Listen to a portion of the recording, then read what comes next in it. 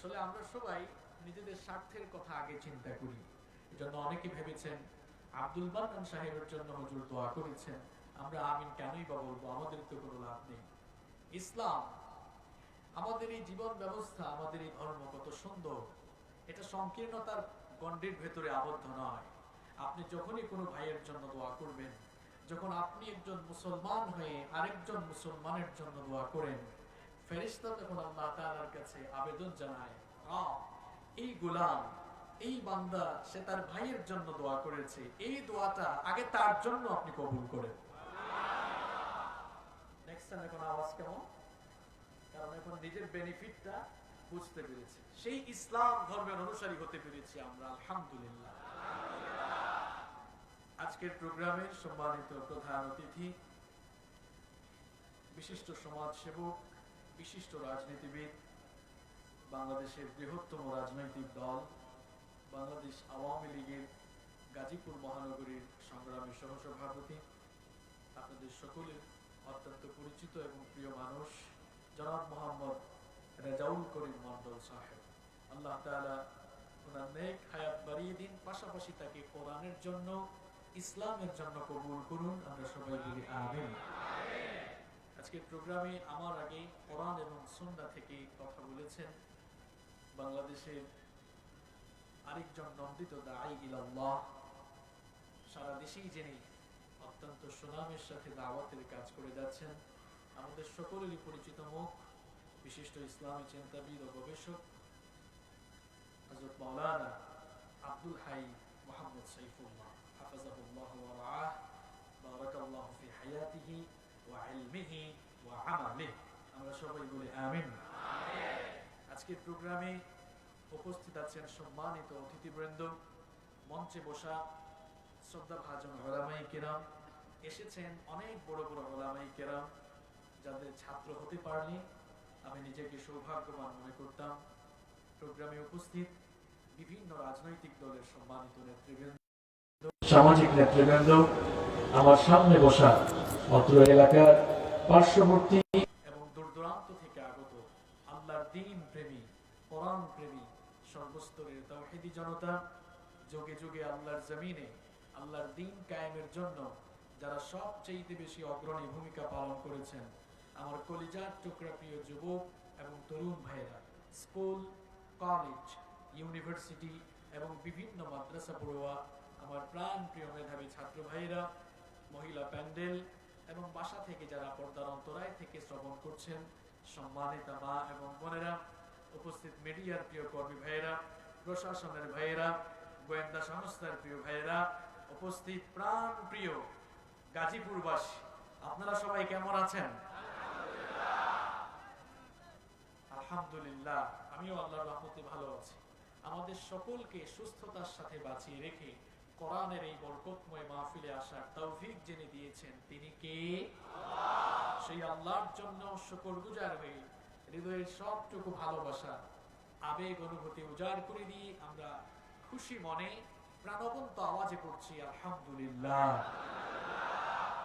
আমাদের গার্মেন্টস শ্রমিক ভাইয়েরা অক্লান্ত পরিশ্রম করে, মেহনত করে আজকের এই কোরআনের বাগান সাজিয়েছে।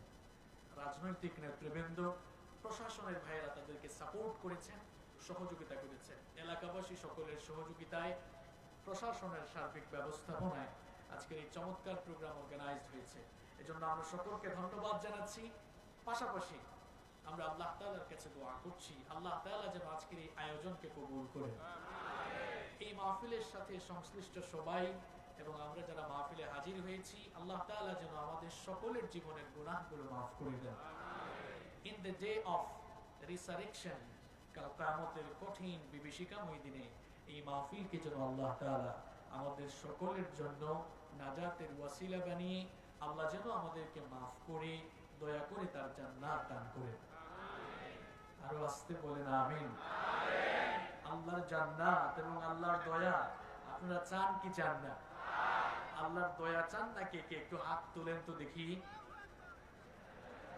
এই পাবলে তালে বেতাল হয়ে গেলে চলবে না, জোশের ঠেলায় হুশ হারালে চলবে না। আমাদের মাহফিলে আগত শ্রোতাবৃন্দ মনে করেন হুজুর যা বলবে সব জায়গায় ঠিক ঠিক বলতে হবে না, এই হুজুর বেঠিক কথা বলবে বেশি আপনার কনসেন্ট্রেশন যাচাই করার জন্য। আমরাও কতটা কনসেন্ট্রেট থাকতে পারি দেখা যাবে।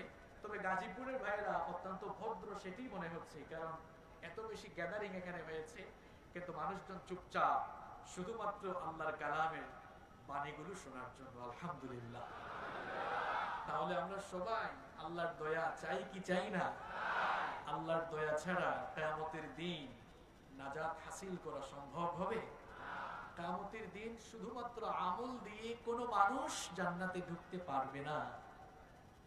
আমল দিয়ে, কেবলমাত্র আমল দিয়ে জান্নাতে ঢোকা যাবে না যদি আমলের সাথে আল্লাহর দয়া, আল্লাহর রহম না থাকে।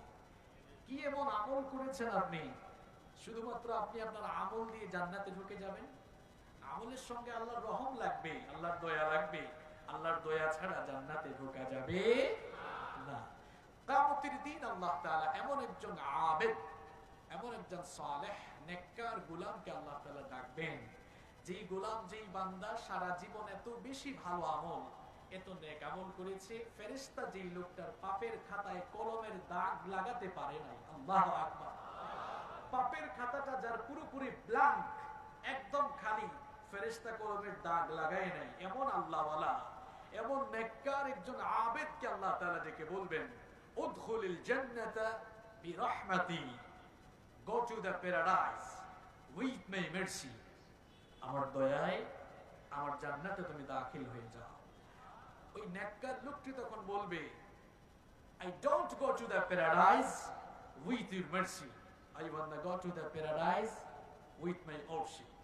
সে বলবে, রং, সারা জীবন তোমাকে এত সাজদা দিয়েছি, তোমার গোলামি করেছি, আর আজ বুঝি তোমার দয়ায় জান্নাতে যাব? নো, বাল বিআমালি, আমি আমার আমল দিয়ে জান্নাতে ঢুকতে চাই। রব্বুল আলামিন ফেরেশতাদেরকে ডেকে বলবেন, ও আমার ফেরেশতারা, শুনেছো নাকি আমার এই গোলাম কি বলল? আমার এই গোলাম, সে নাকি আমার দয়ায় জান্নাতে ঢুকতে চায় না, সে নাকি তার আমল দিয়ে জান্নাতে ঢুকতে চায়। আমিও দেখতে চাই আমার এই গোলাম, আমার এই বান্দার নেক আমলের পরিমাণ বেশি নাকি আমার এই বান্দার প্রতি আমার প্রদত্ত দয়ার পরিমাণ বেশি। আল্লাহ তাআলা ফেরেশতাদেরকে ডেকে বলবেন, ও আমার ফেরেশতারা, আমার এই গোলাম, আমার এই বান্দা তার জন্ম থেকে নিয়ে মৃত্যু পর্যন্ত গোটা জীবনভর যত নেক আমল করেছে, আমার বান্দার সারা জীবনের সমগ্র নেক আমলগুলোকে মিজানের এক পাল্লায় রাখো। আর আমি আমার বান্দার প্রতি অগণিত দয়া করেছি। আমার আপনার প্রতি আল্লাহ তাআলা কত যে দয়া করেছেন, কত নিয়ামতের সাগরে আল্লাহ যে আমাদেরকে ডুবিয়ে রেখেছেন, সেই নিয়ামতগুলো যদি আমি আর আপনি গণনা শুরু করে দেই, আমার কলেজার টুকরা বাবারা, ভাইয়েরা, বলেন তো সেই নিয়ামতগুলোকে আমরা গুনে গুনে কোনোদিন শেষ করতে পারবো নাকি? আর জোরে বলেন। এই জন্য রব্বুল আলামিন কোরআনুল কারীমে বলেছেন, ওয়া ইন তাউদ্দু নি'মাতাল্লাহি লা তুহসুহা। আমার গোলাম, তোমাকে আমি এত নিয়ামত দিয়েছি, এত দয়ার সাগরে তোমাকে আমি ডুবিয়ে রেখেছি, তুমি যদি সেই নিয়ামতগুলোর গণনা শুরু করে দাও, লা তুহসুহা, গুনতে গুনতে কোনোদিন শেষ করতে পারবা না। আমার বাবারা, আমার ভাইয়েরা, তথ্য প্রযুক্তি আর বিজ্ঞানের উৎকর্ষতার যুগে আমরা বসবাস করছি। বিজ্ঞানের চরম উন্নতির ফলে বিজ্ঞানীরা এখন আমাদেরকে সূর্য থেকে জমিনের ডিসটেন্স কত সেটা আমাদেরকে জানিয়েছে। বিজ্ঞানের উন্নতির ফলে জমিন থেকে সূর্যের ডিসটেন্স আমরা জানতে পেরেছি। আবার বড় বড় মহাসাগরগুলোর আয়তন কত সেটাও আজ আমরা পরিমাপ করতে পেরেছি। বঙ্গোপসাগরের আয়তন কত, প্রশান্ত মহাসাগর, আটলান্টিক মহাসাগরের আয়তন কত, বিজ্ঞানের উৎকর্ষ সাধনের ফলে আমরা সেগুলো জানতে পেরেছি। কিন্তু আমার বাবারা, আমার ভাইরা, আমাকে বলেন তো দেখি, বিজ্ঞান যতই এগিয়ে যাক না কেন আর যতই উন্নত হোক না কেন, পৃথিবীর বিজ্ঞান আর বিজ্ঞানীরা, এমনকি তামাম দুনিয়ার সমস্ত মানুষেরা মিলে যদি আল্লাহর নিয়ামতগুলো গণনা শুরু করে গুনতে গুনতে কোনোদিন শেষ করতে পারবে নাকি? এই জন্য আল্লাহ কোরআনে বলেছেন, ওয়া ইন তাউদ্দু নি'মাতাল্লাহি লা তুহসুহা। কত নিয়ামত তোমাকে দিয়েছি, বান্দারে সেগুলো যদি গণনা শুরু করে দাও, গুনতে গুনতে তুমি শেষ করতে পারবা না। রব্বুল আলামিন ফেরেশতাদেরকে ডেকে বলবেন, আমার ফেরেশতারা, আমার এই গোলাম তার গোটা জীবন ভর যত নেক আমল করেছে, তার গোটা জীবনের নেক আমলগুলোকে মিজানের এক পাল্লায় রাখো। আর আমি আমার গোলামের প্রতি অগণিত দয়া করেছি, এত দয়ার দরকার নাই।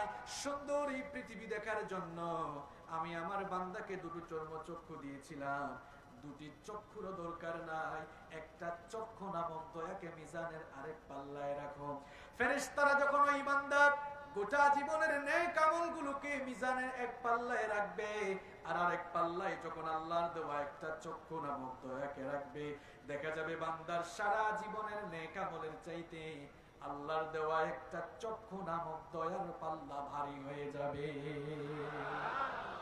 বান্দা তার ভুল বুঝতে পারবে, বান্দা তার ভুল বুঝতে পেরে বলবে, ওগো আল্লাহ, বুঝতে পেরেছি আমি আজ আমি কেবলমাত্র আমার আমল দিয়ে জান্নাতে ঢুকতে পারবো না। যদি আমার উপরে তুমি ইহসান না করো, আমার উপরে যদি দয়া না করো, আমার রব দয়া করে তুমি আমাকে মাফ করো, আর তোমার দয়ায় তোমার জান্নাত আমায় দান করো। রব্বুল আলামিন ফেরেশতাদেরকে ডেকে বলবেন, আমার ফেরেশতারা তাকিয়ে দেখ, এতক্ষণ পর আমার এই গোলাম, আমার এই বান্দা লাইনে এসেছে, এতক্ষণ পর সে বুঝতে পেরেছে আমার দয়া ছাড়া আজ সে নাজাত পাবে না। আল্লাহ তাআলা ডেকে বলবেন, আমার গোলাম আয় আয়, আমি আজ তোকে আমার দয়ায় মাফ করে দিয়ে আমার দয়ায় আমার জান্নাতের ভেতরে তোকে ঢুকিয়ে দিলাম। আর কিছু যে চাই না আমি, চাই গো নাজাত, আল্লাহ তোমার কাছে আমার হি মোনাজাত, আল্লাহ তোমার কাছে আমাদের হি মোনাজাত। পরে না আমি, তাহলে আল্লাহর দয়ার দরকার আছে না নাই? আল্লাহ তাআলা আমাদেরকে দুনিয়া আখিরাতে তার দয়ার কান্ডারি, তার দয়া যারা পাবে সেই সকল লোকদের কাতারে আমাদেরকে শামিল করুন। আরো আসতে বলেন আমিন। আমার বাবারা, আমার ভাইয়েরা, যেহেতু অনেক বেশি গ্যাদারিং হয়ে গিয়েছে, অনেক রাত হয়েছে, খুব লম্বা বক্তব্য হবে না, একেবারে শর্টকাট জীবন পরিবর্তনমূলক কিছু কথা আমরা কোরআন এবং সুন্নাহ থেকে শ্রবণ করব ইনশাআল্লাহ। আখেরি মোনাজাত পর্যন্ত থেকে মোনাজাতের মাধ্যমে আমরা আজকে বাড়ি ফিরতে পারবো তো ইনশাআল্লাহ। আল্লাহ তাআলা আমাদেরকে কবুল করেন। সম্মানিত ভাইয়েরা, সবাই আমার সাথে পার্টিসিপেট করবেন, কথা বলবেন। আমি সবার রেসপন্স কামনা করছি, কারণ প্রত্যেকের রেসপন্স এবং আপনাদের পার্টিসিপেটের মধ্য দিয়ে আজকের আলোচনা ইফেক্টিভ হবে ইনশাআল্লাহ। সম্মানিত ভাইয়েরা, আল্লাহ তাআলা এই পৃথিবীতে আমাদেরকে সৃষ্টি করে পাঠিয়েছেন। আমরা নিজের ইচ্ছায় এই পৃথিবীতে আসি নাই, আমরা যার ইচ্ছায় পৃথিবীতে এসেছি তিনি কে? যার ইচ্ছায় আমরা দুনিয়া থেকে চলে যাব তিনি কে? তাহলে বোঝা গেল আমরা দুনিয়াতে এসেছি আল্লাহ তাআলার ইচ্ছায়, আবার চলেও যাব যার ইচ্ছায়, তিনি কে? আল্লাহর ইচ্ছায় এসেছি, আল্লাহর ইচ্ছায় চলে যাব। আসা যাওয়ার মাঝখানের সময়টাকে আরবিতে বলা হয় হায়াত, ইংরেজিতে বলা হয় লাইফ, বাংলায় বলা হয় জীবন। আসা আর চলে যাওয়ার মাঝখানের এই টাইমিংটাই আমাদের জীবন। আমাদের এই জীবনে সুসময় রয়েছে, দুঃসময় রয়েছে, আমাদের এই জীবনে উত্থান রয়েছে, পতন রয়েছে, আমাদের এই ক্ষুদ্র জীবনে সুখের সাথে দুঃখ রয়েছে, আনন্দের সাথে বেদনা রয়েছে। নাকি এখানে এমন কেউ আছেন যার জীবনে কোনো দুঃখ কষ্ট নাই? যার জীবনে দুঃখ নাই, কষ্ট নাই, এমন একজন ভাই থাকলে একটু হাত তুলেন তো, আপনার চেহারাখানি আমরা একটু দেখি। তার মানে বোঝা গেল যে সেক্টরে যে মানুষই থাকুক না কেন, হোক সে আলেম, হোক সে রাজনীতিবিদ, হোক সে ব্যবসায়ী, হোক সে গার্মেন্টস মালিক, হোক সে গার্মেন্টস এর শ্রমিক, হোক সে আপার ক্লাসের, হোক সে লোয়ার ক্লাসে, সবার জীবনে কম বেশি দুঃখ কষ্ট আছে না নাই? আমাদের জীবনে এই যে দুঃখ কষ্ট, মাঝে মাঝে আবার আল্লাহর গজব আসে, বিপদ আসে, মুসিবত আসে। আপনারা কি মনে করেন এগুলো এমনি এমনি আসে? আমি আগেই বলেছি কথা বলতে হবে, এগুলো কি এমনি এমনি আসে? আমি গতানুগতিক ওই চিল্লা চিল্লি আর কিচ্ছা কাহিনী বললেও না মানুষ না। আমি আপনাদেরকে খুব কম সময়ে শিক্ষামূলক কিছু কথা উপহার দিয়ে যাব ইনশাআল্লাহ। এই যে আমাদের জীবন মৃত্যুর মাঝখানের সময়টা, আমি বলেছি এখানে উত্থান পতন আছে, সুখ দুঃখ আছে, সুসময় দুঃসময় আছে। এই যে আমাদের প্রত্যেকের জীবনে কম বেশি বালা মুসিবত কষ্ট আছে। এখন এই দুঃখ দুর্দশা বালা মুসিবত বিপদ কষ্ট এগুলো কি এমনি এমনি আসে? নো, এগুলো আসার বেশ কিছু রিজন আছে, কিছু কারণ আছে। এজন্য আজ আমি আপনাদের সামনে যে বিষয় নিয়ে কথা বলতে চাই সেটি হচ্ছে এই যে আমাদের জীবনে দুঃখ মুসিবত বালা কষ্ট এগুলো কেন আসে, আসার কারণ কি, এর থেকে পরিত্রাণ পাওয়ার উপায় কি, এই বিষয়ে আজকে আল্লাহর কালাম কোরআনুল কারীম থেকে আমরা আলোচনা শুনবো ইনশাআল্লাহ। ওই নানার মতো হইেন না। এক নানা ওয়াজ মাহফিলে গিয়েছিল, সকালবেলা নাতিকে ডেকে বলল, নাতিরে গতকাল রাতে মাহফিলে গিয়েছিলাম, হুজুর একটা আসছিল একদম ওয়াজ করে ফাটাই ফেলছে। নাতি বলল, নানা কি ফাটাইছে? মাইক ফাটাইছে নাকি প্যান্ডেলের কাপড় চোপড় ধরে টান মারছে? কয় না, অনেক সুন্দর ওয়াজ করেছে। নাতি বলল, তাই? কোন বিষয়ে আলোচনা করেছে? কয় আর বলিস না, যে সুন্দর সুর। নাতি বলল, বুঝলাম খুব চমৎকার সুর, কিন্তু কোন টপিক নিয়ে কথা বলেছে? নানায় কয়, অনেক সুন্দর আলোচনা, অনেক সুন্দর সুন্দর কিচ্ছা কাহিনী শুনিয়েছে। নাতি বলল, বুঝলাম, মূল টপিকটা কি? নানায় কয়, নাতি সারা রাত দীর্ঘক্ষণ ওয়াজ শুনছি, কিন্তু হুজুর যে কোন বিষয়ে কথা বললো বিষয়টা তো ভুলে গেছে। এরকম বেতাল হয়ে আপনাকে মাহফিলে বসে কথা শুনলে হবে না। এখানে এসেছেন, প্রত্যেকটি সেকেন্ডকে কাজে লাগাতে হবে। এজন্য কোন টপিক নিয়ে কথা হচ্ছে সেটি আপনার মেমোরিতে সেভ করতে হবে। আমরা আজ কথা বলবো মানুষের জীবনে দুঃখ দুর্দশা বালা মুসিবত আসার কারণ কি, এর থেকে পরিত্রাণ পাওয়ার উপায় কি, শুনবো তো ইনশাআল্লাহ। এত লম্বা কথা বলা যাবে না, আমি আমার ক্ষুদ্র রিসার্চে এই বিশাল গ্যাদারিং এ যাতে শর্ট করে বলা যায়, জন্য আমি মানুষের উপরে বিপদ মুসিবত আসার 6টি কারণ আল্লাহর কোরআন থেকে খুঁজে বের করেছি। জোরে কোন কয়টি? আরো জোরে কয়টি? কয়টি? ভাবছেন কি কথা বের করতে পারবো না? বের করাই ছাড়বো ইনশাআল্লাহ। তাহলে আমাদের উপরে দুঃখ বালা মুসিবত বিপদ আসার কারণ এই 6টা মুখস্থ করে এরপরে বাসায় যাবে, এমনি এমনি ছাড়া যাবে না। আসেন আর কথা বাড়াবো না। নাম্বার 1, আমাদের জীবনের বিপদ মুসিবত আল্লাহ তাআলা দেন আমরা যেন সাবধান হই, সতর্ক হই, আমাদের ভেতরে যেন আল্লাহর ভয় জাগে। এই জন্য মাঝে মাঝে আল্লাহ আমাদের উপরে বিপদ দেন, গজব দেন, যেন আমরা কাকে ভয় করি? রব্বুল আলামিন কোরআনুল কারীমের 32 নম্বর সূরা সূরাতুস সাজদা এর 21 নম্বর আয়াতে এই জন্য সুন্দর করে বললেন, ওয়ালানুযীকান্নাহুম মিনাল আযাবিল আদনা দুনাল আযাবিল আকবারি লাআল্লাহুম ইয়ারজিউন। আল্লাহ তাআলা বলছেন, আর আমি অবশ্যই তাদেরকে বড় শাস্তি দেওয়ার পূর্বে লঘু শাস্তি দিব, হালকা শাস্তি দিব। কিয়ামতের দিন আমি তাদেরকে আযাব দেওয়ার আগে দুনিয়াতে ছোট ছোট গজব আমি তাদেরকে দিব। তাদের জীবনে, তাদের ব্যক্তি পারিবারিক কিংবা সমাজ জীবনে মাঝে মাঝে আমি তাদেরকে মুসিবতে ফেলবো, আসমান জমিনের গজব দিব, যেন আমার বান্দার অন্তরে আমার ভয় জাগ্রত হয়, যাতে করে সে আমার পথে ফিরে আসতে পারে। এই জন্য মাঝে মাঝে আল্লাহ ভয় দেখানোর জন্য গজব নাজিল করেন। আবার অন্যদিকে কোরআনুল কারীমের 9 নম্বর সূরা সূরাতুত তাওবা এর 126 নম্বর আয়াতে আরো সুন্দর করে রব্বুল আলামিন বললেন, আওয়ালা ইয়ারাউনা আন্নাহুম ইফতানুনা ফি কুল্লি আমিন মাররাতান আও মাররাতাইন সুম্মা লা ইয়াতুবুনা ওয়ালা হুম ইয়াযাক্কারুন। আল্লাহ তাআলা বলছেন, তারা কি দেখে না বছরে দুবার কিংবা একবার তাদের উপরে গজব আসে? এগুলো তো এমনি এমনি আসে না। আমার বান্দার ভেতরে আমার ভয় জাগ্রত করার জন্য আমি এই গজবটা পাঠাই। আমার বান্দা যখন বেশি বেশি দুনিয়ামুখী হয়ে যায়, আমার বান্দা যখন আমাকে ভুলে গিয়ে দুনিয়ামুখী হয়ে সে যখন আখিরাতকে ভুলে যায়, আমার বান্দার উপরে গজব নাজিল করি যাতে সে তাওবা করে আমার দিকে ফিরে আসে।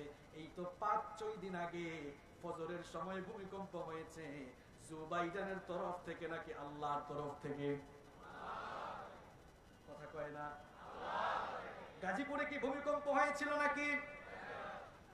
আমরা যে এত বাহাদুরি করি, টাকার বড়াই করি, ক্ষমতার অহংকার করি, আমরা যে শিক্ষা দীক্ষার বড়াই করি, আপনাকে আমাকে ধ্বংস করে দেওয়ার জন্য আল্লাহর কি কয়েকদিন সময় লাগবে নাকি?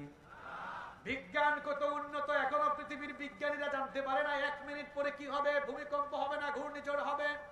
ভূমিকম্পের খবর তো বিজ্ঞান বলতে পারে না, মাঝে মাঝে ঘূর্ণিঝড়ের খবর তারা বলতে পারে, কিন্তু ভূমিকম্পের খবর বলতে পারে। এই যে আপনি এত বড়াই করেন, তো অহংকার করেন, মুহূর্তের মধ্যেই ভূমিকম্প দিয়ে আপনার বিশাল বিশাল দালান, বিশাল ক্ষমতা, বিশাল অহংকার, আপনার সব কিছুকে মাটির সঙ্গে মিশিয়ে দিয়ে ধ্বংস করে দিতে পারেন যিনি, তিনি কে? এজন্য সামান্য কিছু হয়ে গেলে এত বড়াই করবেন না, আল্লাহর আযাবকে ভয় করেন। আল্লাহর দ্বীনের বিরুদ্ধে গেলেই কিন্তু গজব আসতে পারে। এই যে মাঝে মাঝে আল্লাহ গজব দেন, ফজরের নামাজের সময় ভূমিকম্প আসলো, কিছু মানুষ তখন নামাজে দাঁড়িয়ে রবের জন্য তেলাওয়াত করছে, নামাজে দাঁড়িয়ে রবের পায়ে সাজদায় পড়ে গিয়েছে, আর কিছু মানুষ বেনামাজি হয়ে ঘরের মধ্যে ঘুমিয়েছে। আছে না নাই? খাট কম্পন শুরু হয়েছে, পুরো বিল্ডিং নড়াচড়া করে। এই যে আপনি ঘুমিয়ে থাকলেন, ফজরের নামাজে গেলেন না, আমার বাবারা, আমার ভাইরা, ওই দিন ভূমিকম্পের মধ্যে আপনার মওত হতে পারত কিনা? মওত তো আপনার হাতে নয়, মওতের ফয়সালা যার হাতে, তিনি কে? আপনি যে নামাজে গেলেন না, এ কেমন ঈমান আপনার? এই ঈমান আপনাকে তো মসজিদ পর্যন্ত ঢোকাতে পারে না। এ দুর্বল ঈমান কেমনে আপনাকে জান্নাতে নিবে?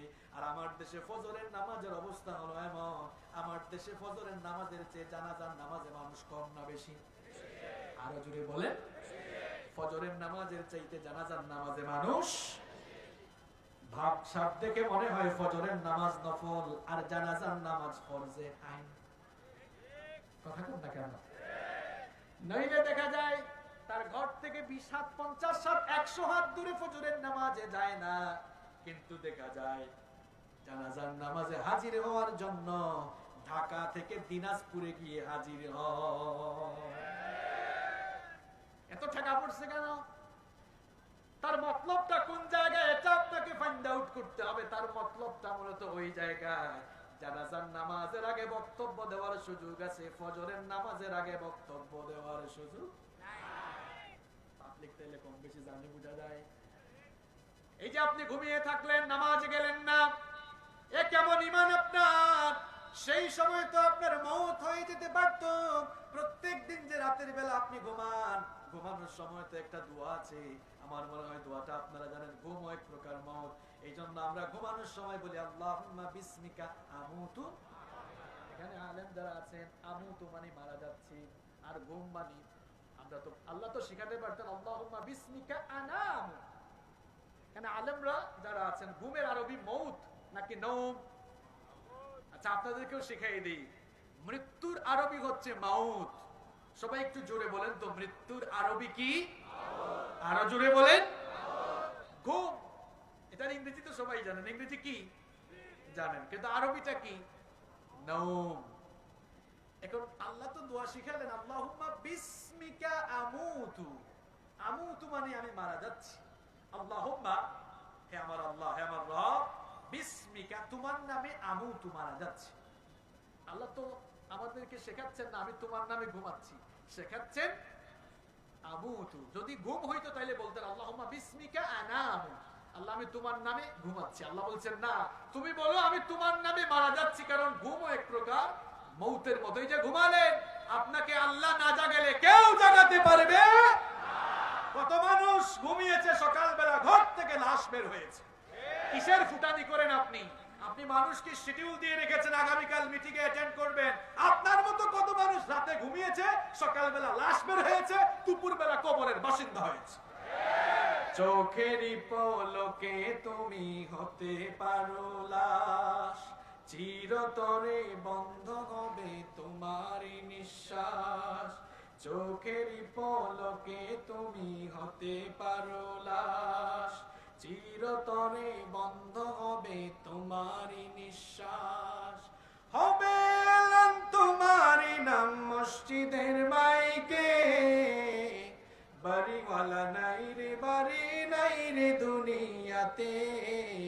বাড়িওয়ালা নাই রে বাড়ি নাই রে দুনিয়াতে, বাড়িওয়ালা নাই রে বাড়ি নাই রে দুনিয়াতে,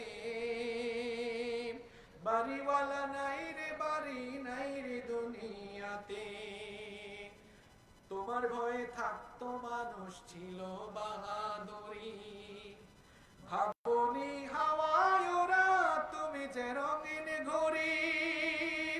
তোমার ভয়ে থাকতো মানুষ ছিল বাহাদুরি, ভাবনি হাওয়ায় ওরা তুমি যে রঙিন ঘুড়ি। সুতোই টান দিলে মালিক, সুতোই টান দিলে মালিক পারবে না থাকিতে। বাড়িওয়ালা নাই রে বাড়ি নাই রে দুনিয়াতে, বাড়িওয়ালা নাই রে বাড়ি নাই রে দুনিয়াতে, বাড়িওয়ালা নাই রে বাড়ি নাই রে দুনিয়াতে, বাড়িওয়ালা নাই রে বাড়ি নাই রে দুনিয়াতে। বাড়ি থাকবে বাড়িওয়ালা থাকবে, গাড়ি থাকবে গাড়িওয়ালা থাকবে। দুনিয়াকে পেয়ে আপনি আখিরাত ভুলে গিয়েছেন। আপনি যে বাবার বিল্ডিং এ থাকেন, আপনার বাবাও বলতো এটা আমার বাড়ি, সারা জীবন এটাকে নিজের বাড়ি বাড়ি করেছে, কিন্তু শেষ পর্যন্ত এই গাজীপুরের কোন না কোন কবরস্থানের 3.5 হাত কবরের ভেতরেই তার জায়গা হয়েছে। একই ডেস্টিনেশন আপনার, একই পরিণতি আমার আপনার হবে। আপনি একটা বাড়ি বানাতে বিল্ডিং করতে জীবনের 40-50 বছর শেষ করে ফেলেছেন। আবার আমি এমন অনেক বাড়িওয়ালাকে দেখেছি বাড়ি কমপ্লিট করে শেষ দিকে এসেছে, বাড়িতে উঠতে পারে নাই, মারা গিয়েছে। আছে না নাই? দুনিয়ার একটা বাড়িতে ওঠার জন্য এত পরিশ্রম, দিনকে রাত রাতকে দিন, ন্যায়কে অন্যায়, হারাম খুরের পথে আপনি জীবন পরিচালনা করছেন। আখিরাতের ভয় নাই, ঘুমালেন নামাজে আসলেন না, ভূমিকম্প হলো তাও আপনার দিলের ভেতরে আল্লাহর ভয় জাগ্রত হয় না। আরে ভাই এ কেমন ঈমান আপনার? বলেন তো প্রত্যেকদিন মুয়াজ্জিন আমাকে বলেন তো দেখি, প্রত্যেকদিন মুয়াজ্জিন নামাজে আসার জন্য আজান দেয় কয়বার? কয়বার? আরো জোরে 5 বার আজান দেয়। আজান আমাদের সবারই মুখস্থ। বলেন তো আজানের প্রথম সেন্টেন্স, প্রথম বাক্যটা কি? লা ইলাহা। আমি তো আগেই বলছি এই হুজুর বেঠিক কথা বলবে, কনসেন্ট্রেশন আছে কিনা যাচাই করার জন্য। বলেন আজানের প্রথম বাক্য কি? লা ইলাহা ইল্লাল্লাহ নাকি আল্লাহু আকবার? আল্লাহু আকবার। মুসল্লি, আজানের প্রথম সেন্টেন্স তো আল্লাহ তাআলা লা ইলাহা ইল্লাল্লাহ দিতে পারতেন, কিন্তু না দিয়ে আল্লাহু আকবার কেন দিলেন? এর একটা সিগনিফিকেন্স আছে না নাই? নিশ্চয়ই এর একটা তাৎপর্য রয়েছে, মাহাত্ম্য রয়েছে। সিগনিফিকেন্স কোন জায়গায় আজ আপনাদেরকে বুঝায় দেই। এখানে অনেক আলেমরা এসেছেন। আল্লাহু আকবার অর্থ কি? আল্লাহ সবচাইতে ছোট না আল্লাহ সবচাইতে বড়? আরো জোরে বলেন, আল্লাহ সবচাইতে বড়। মুয়াজ্জিনের জবান থেকে আজানের প্রথম সেন্টেন্স বের হয় আল্লাহু আকবার, অর্থাৎ মুয়াজ্জিন জানিয়ে দেয় পৃথিবীর মানুষেরা শোনো, আল্লাহ সবচাইতে, আল্লাহ সবচাইতে। আর তুমি যে এখন কাজ করতেছো, আমি আজান দিচ্ছি, তোমার সমস্ত কাজ, ব্যবসা বাণিজ্য, বেচা কেনা, অফিস আদালত, এক কথায় দুনিয়ার সবকিছু আল্লাহর হুকুমের চেয়ে। আরো জোরে বলেন। আপনাকে আজান বুঝাচ্ছি আমি। মুয়াজ্জিন বলছে আল্লাহু আকবার, আল্লাহ মানে আল্লাহ সবচাইতে। আর তুমি যে কাজ করছো, আর ঘুমে থাকো, অফিসে থাকো, ব্যবসায় থাকো, বাণিজ্যে থাকো, স্কুল কলেজ ইউনিভার্সিটিতে থাকো, সাগরে থাকো, নগরে থাকো, গ্রামে থাকো, যেখানেই থাকো না কেন, তুমি যে কাজই করো না কেন, সকল কাজের চাইতে আল্লাহর হুকুম ছোট না বড়? ফজরের সময় মুয়াজ্জিন বলে আল্লাহু আকবার শুরু করে, আল্লাহ সবচাইতে বড়, বান্দা তোমার ঘুমটা আল্লাহর হুকুমের চেয়ে তুচ্ছ। এরপরে বলল আসসালাতু খায়রুম মিনান নাওম, তোমার ঘুমের চাইতে নামাজ উত্তম। এত চমৎকার ভাষায় মুয়াজ্জিন ডাকলো, কিন্তু আপনি ঘুমালেন। বলেন তো আপনার ঘুম প্রমাণ করে আল্লাহর হুকুম বড় না আপনার ঘুম বড়? আপনার কাজ কারবার প্রমাণ করে আপনার ঘুমটাই বড়। এমন মুসলমান হলেন আপনি, প্রত্যেকদিন 5 বার মুয়াজ্জিন আল্লাহু আকবার বলে আল্লাহর বরত্ব ঘোষণা করে। আর এমন মুসলমান নামদারি মুনাফিক আপনি হলেন, আজানে না গিয়ে নিজের কাজ করে বুঝান আল্লাহর হুকুমের চাইতে আমারটাই বড়। এভাবে করে প্রত্যেকদিন 5 ওয়াক্তের নামাজ ছেড়ে দিয়ে আল্লাহর চাইতে আপনি আরো বড় বেশি দাম্ভিক গোলাম হয়ে আল্লাহর সামনে দাম্ভিকতা প্রদর্শন করে। মাআযাল্লাহ ওয়াল ইয়াদু বিল্লাহ। এ কেমন দাম্ভিকতা আপনার ভেতরে আমি জানি না। মুয়াজ্জিন বলছে আল্লাহ সবচেয়ে বড়, আর আপনি আপনার সব কিছু করে আপনি বোঝাতে চাচ্ছেন না আমার কাজটাই বড়। ওয়াল ইয়াদু বিল্লাহ। এ কেমন গোলাম হলেন আপনি? আপনার জীবনে আযাব মুসিবত গজব এমনি এমনি আসে না। আল্লাহর বিধান আপনি লঙ্ঘন করছেন, নামাজ ছেড়ে দিচ্ছেন। সুস্থ মানুষ মাঝে মাঝে আল্লাহ অসুস্থতা দেন। সুস্থতা অসুস্থতা কার তরফ থেকে আসে? কারণ সুস্থ থাকা অবস্থায় আল্লাহর গোলামি করেন না, এই জন্য মাঝে মাঝে আপনার দেহখানাকে অসুস্থ বানায় পরীক্ষা করেন কে? ব্যবসা করছে, ব্যবসার টাইমে আজান হয়, নামাজে আসে না। ব্যবসার মধ্যে আল্লাহ মাঝে মাঝে ক্ষতি দেন, লস দেন, যেন বান্দার দিলটা আল্লাহর ভয়ে কেঁপে ওঠে। কিন্তু এরপরেও যারা আল্লাহকে ভয় করে না, এভাবে বিপদে মুসিবতে থাকতে থাকতেই তারা ধ্বংসের দিকে এগিয়ে যায়।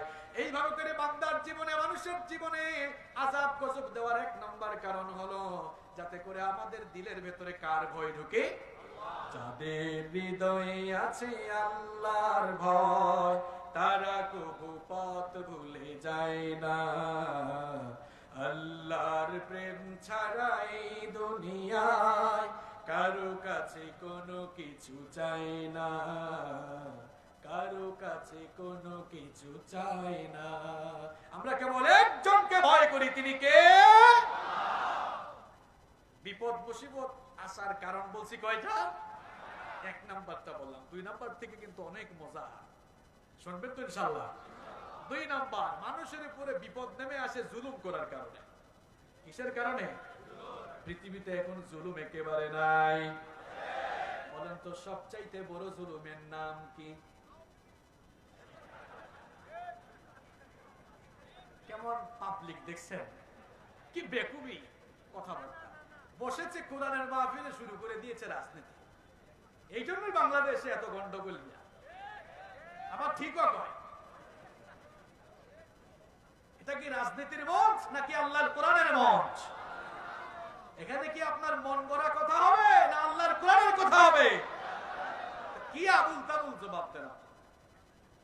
আপনি সঠিক উত্তর পারলে বলবেন, না পারলে চুপ থাকবেন। সবচাইতে বড় জুলুম কি? এটা মনে হয় কোরআনের ভেতরে নাই। আয়াত আল্লাহ দিয়েছেন, আপনি বাড়ি থেকে মিলাবেন। ইন্নাশ শিরকা লাযুলমুন আযীম। এবার উত্তর পাইছেন? সবচেয়ে বড় শিরক, সবচেয়ে বড় জুলুম আল্লাহর সঙ্গে কি করা? আল্লাহর সঙ্গে। জুলুমের অনেক ক্যাটাগরি আছে, অনেক ক্লাসিফিকেশন আছে, কিন্তু সবচেয়ে বড় জুলুমের নাম কার সঙ্গে শরীক করা? মানুষের উপরে গজব আসে, আসমান থেকে সরাসরি গজব নাজিল হয়। সবচেয়ে বড় জুলুম এই শিরক করার কারণে।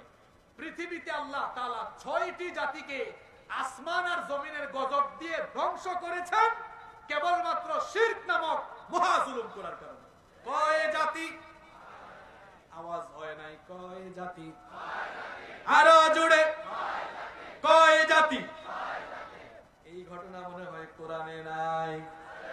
পৃথিবীর 6টি জাতিকে আল্লাহ তাআলা সবচাইতে ভয়াবহ জুলুম, আল্লাহর সঙ্গে শরীক, পাশাপাশি আরো কিছু গুনাহ তাদের ছিল। বলবো এই 6 জাতি আল্লাহর সঙ্গে শিরক করেছে। এদের পাপাচার গুলোর কথা বলছে। 1 নাম্বার শিরক করেছে, 2 নাম্বারেরা অপচয় করেছে, 3 নাম্বারেরা সন্ত্রাসবাদী কার্যক্রম করেছে, 4 নাম্বারেরা আল্লাহর দ্বীনের দায়ীদের উপরে জুলুম নির্যাতন চালিয়েছে। এই সকল জুলমের কারণে এই 6টি জাতিকে গজব দিয়ে ধ্বংস করে দিয়েছেন কে? 1 নাম্বার জাতির নাম হলো নূহ আলাইহিস সালামের জাতি। এই পৃথিবীতে সর্বপ্রথম শিরকে লিপ্ত হয়েছিল নূহ আলাইহিস সালামের জাতি। পৃথিবীর ইতিহাসে সর্বপ্রথম শিরকে লিপ্ত হয়েছিল তারা। এই অবাধ্য জাতির মধ্যে নূহ আলাইহিস সালামকে আল্লাহ তাআলা নবী বানিয়ে পাঠালেন। নূহ আলাইহিস সালাম 950 বছরের হায়াত পেয়েছিলেন। 950 বছরের দীর্ঘ হায়াতে তিনি তাদেরকে ব্যক্তিগতভাবে দিনে রাতে সমাবেশ করে দাওয়াত দিয়েছেন। কিন্তু অবাধ্য এই কওম নূহ আলাইহিস সালামের সাথে সীমা লঙ্ঘন করেছে, জুলুম নির্যাতন চালিয়েছে। এত জুলুম নির্যাতন চালিয়েছে, নির্যাতনে নিপীড়নে তাকে পিষ্ট করে দিয়েছে। এরপরে নূহ আলাইহিস সালাম গজবের জন্য দোয়া করেছেন কার কাছে? আসমান থেকে গজব নেমে এসেছিল। রব্বুল আলামিন নূহ আলাইহিস সালামের অবাধ্য এই জাতিকে মহাপ্লাবনের মাধ্যমে তাদের আন্ডা বাচ্চা সুদ্ধা ধ্বংস করে দিয়েছিলেন। এই হলো এক নম্বর জাতি। কার জাতি? নূহ আলাইহিস সালামের। দুই নম্বর হচ্ছে আদ জাতি। এদের কাছে হুদ আলাইহিস সালাম নবী হিসাবে এসেছিলেন। এরাও শিরক করেছিল, আল্লাহর সঙ্গে সীমা লঙ্ঘন করেছিল। পাশাপাশি হুদ আলাইহিস সালাম এবং ঈমানদারদের উপরে জুলুম নির্যাতন চালিয়েছিল। আমার বাবারা, আমার ভাইয়েরা, আজও দেখবেন এই পৃথিবীতে আল্লাহর দ্বীনের দায়ীদের উপরে নির্যাতন, নিপীড়নের স্টিম রোলার চালানো হয়। এগুলো এই যুগের নতুন কাজ কারবার নয়। সকল যুগেই আল্লাহর দ্বীন বিরোধীরা দ্বীনের দায়ীদের উপরে এমন কুরবানি চালিয়েছিল।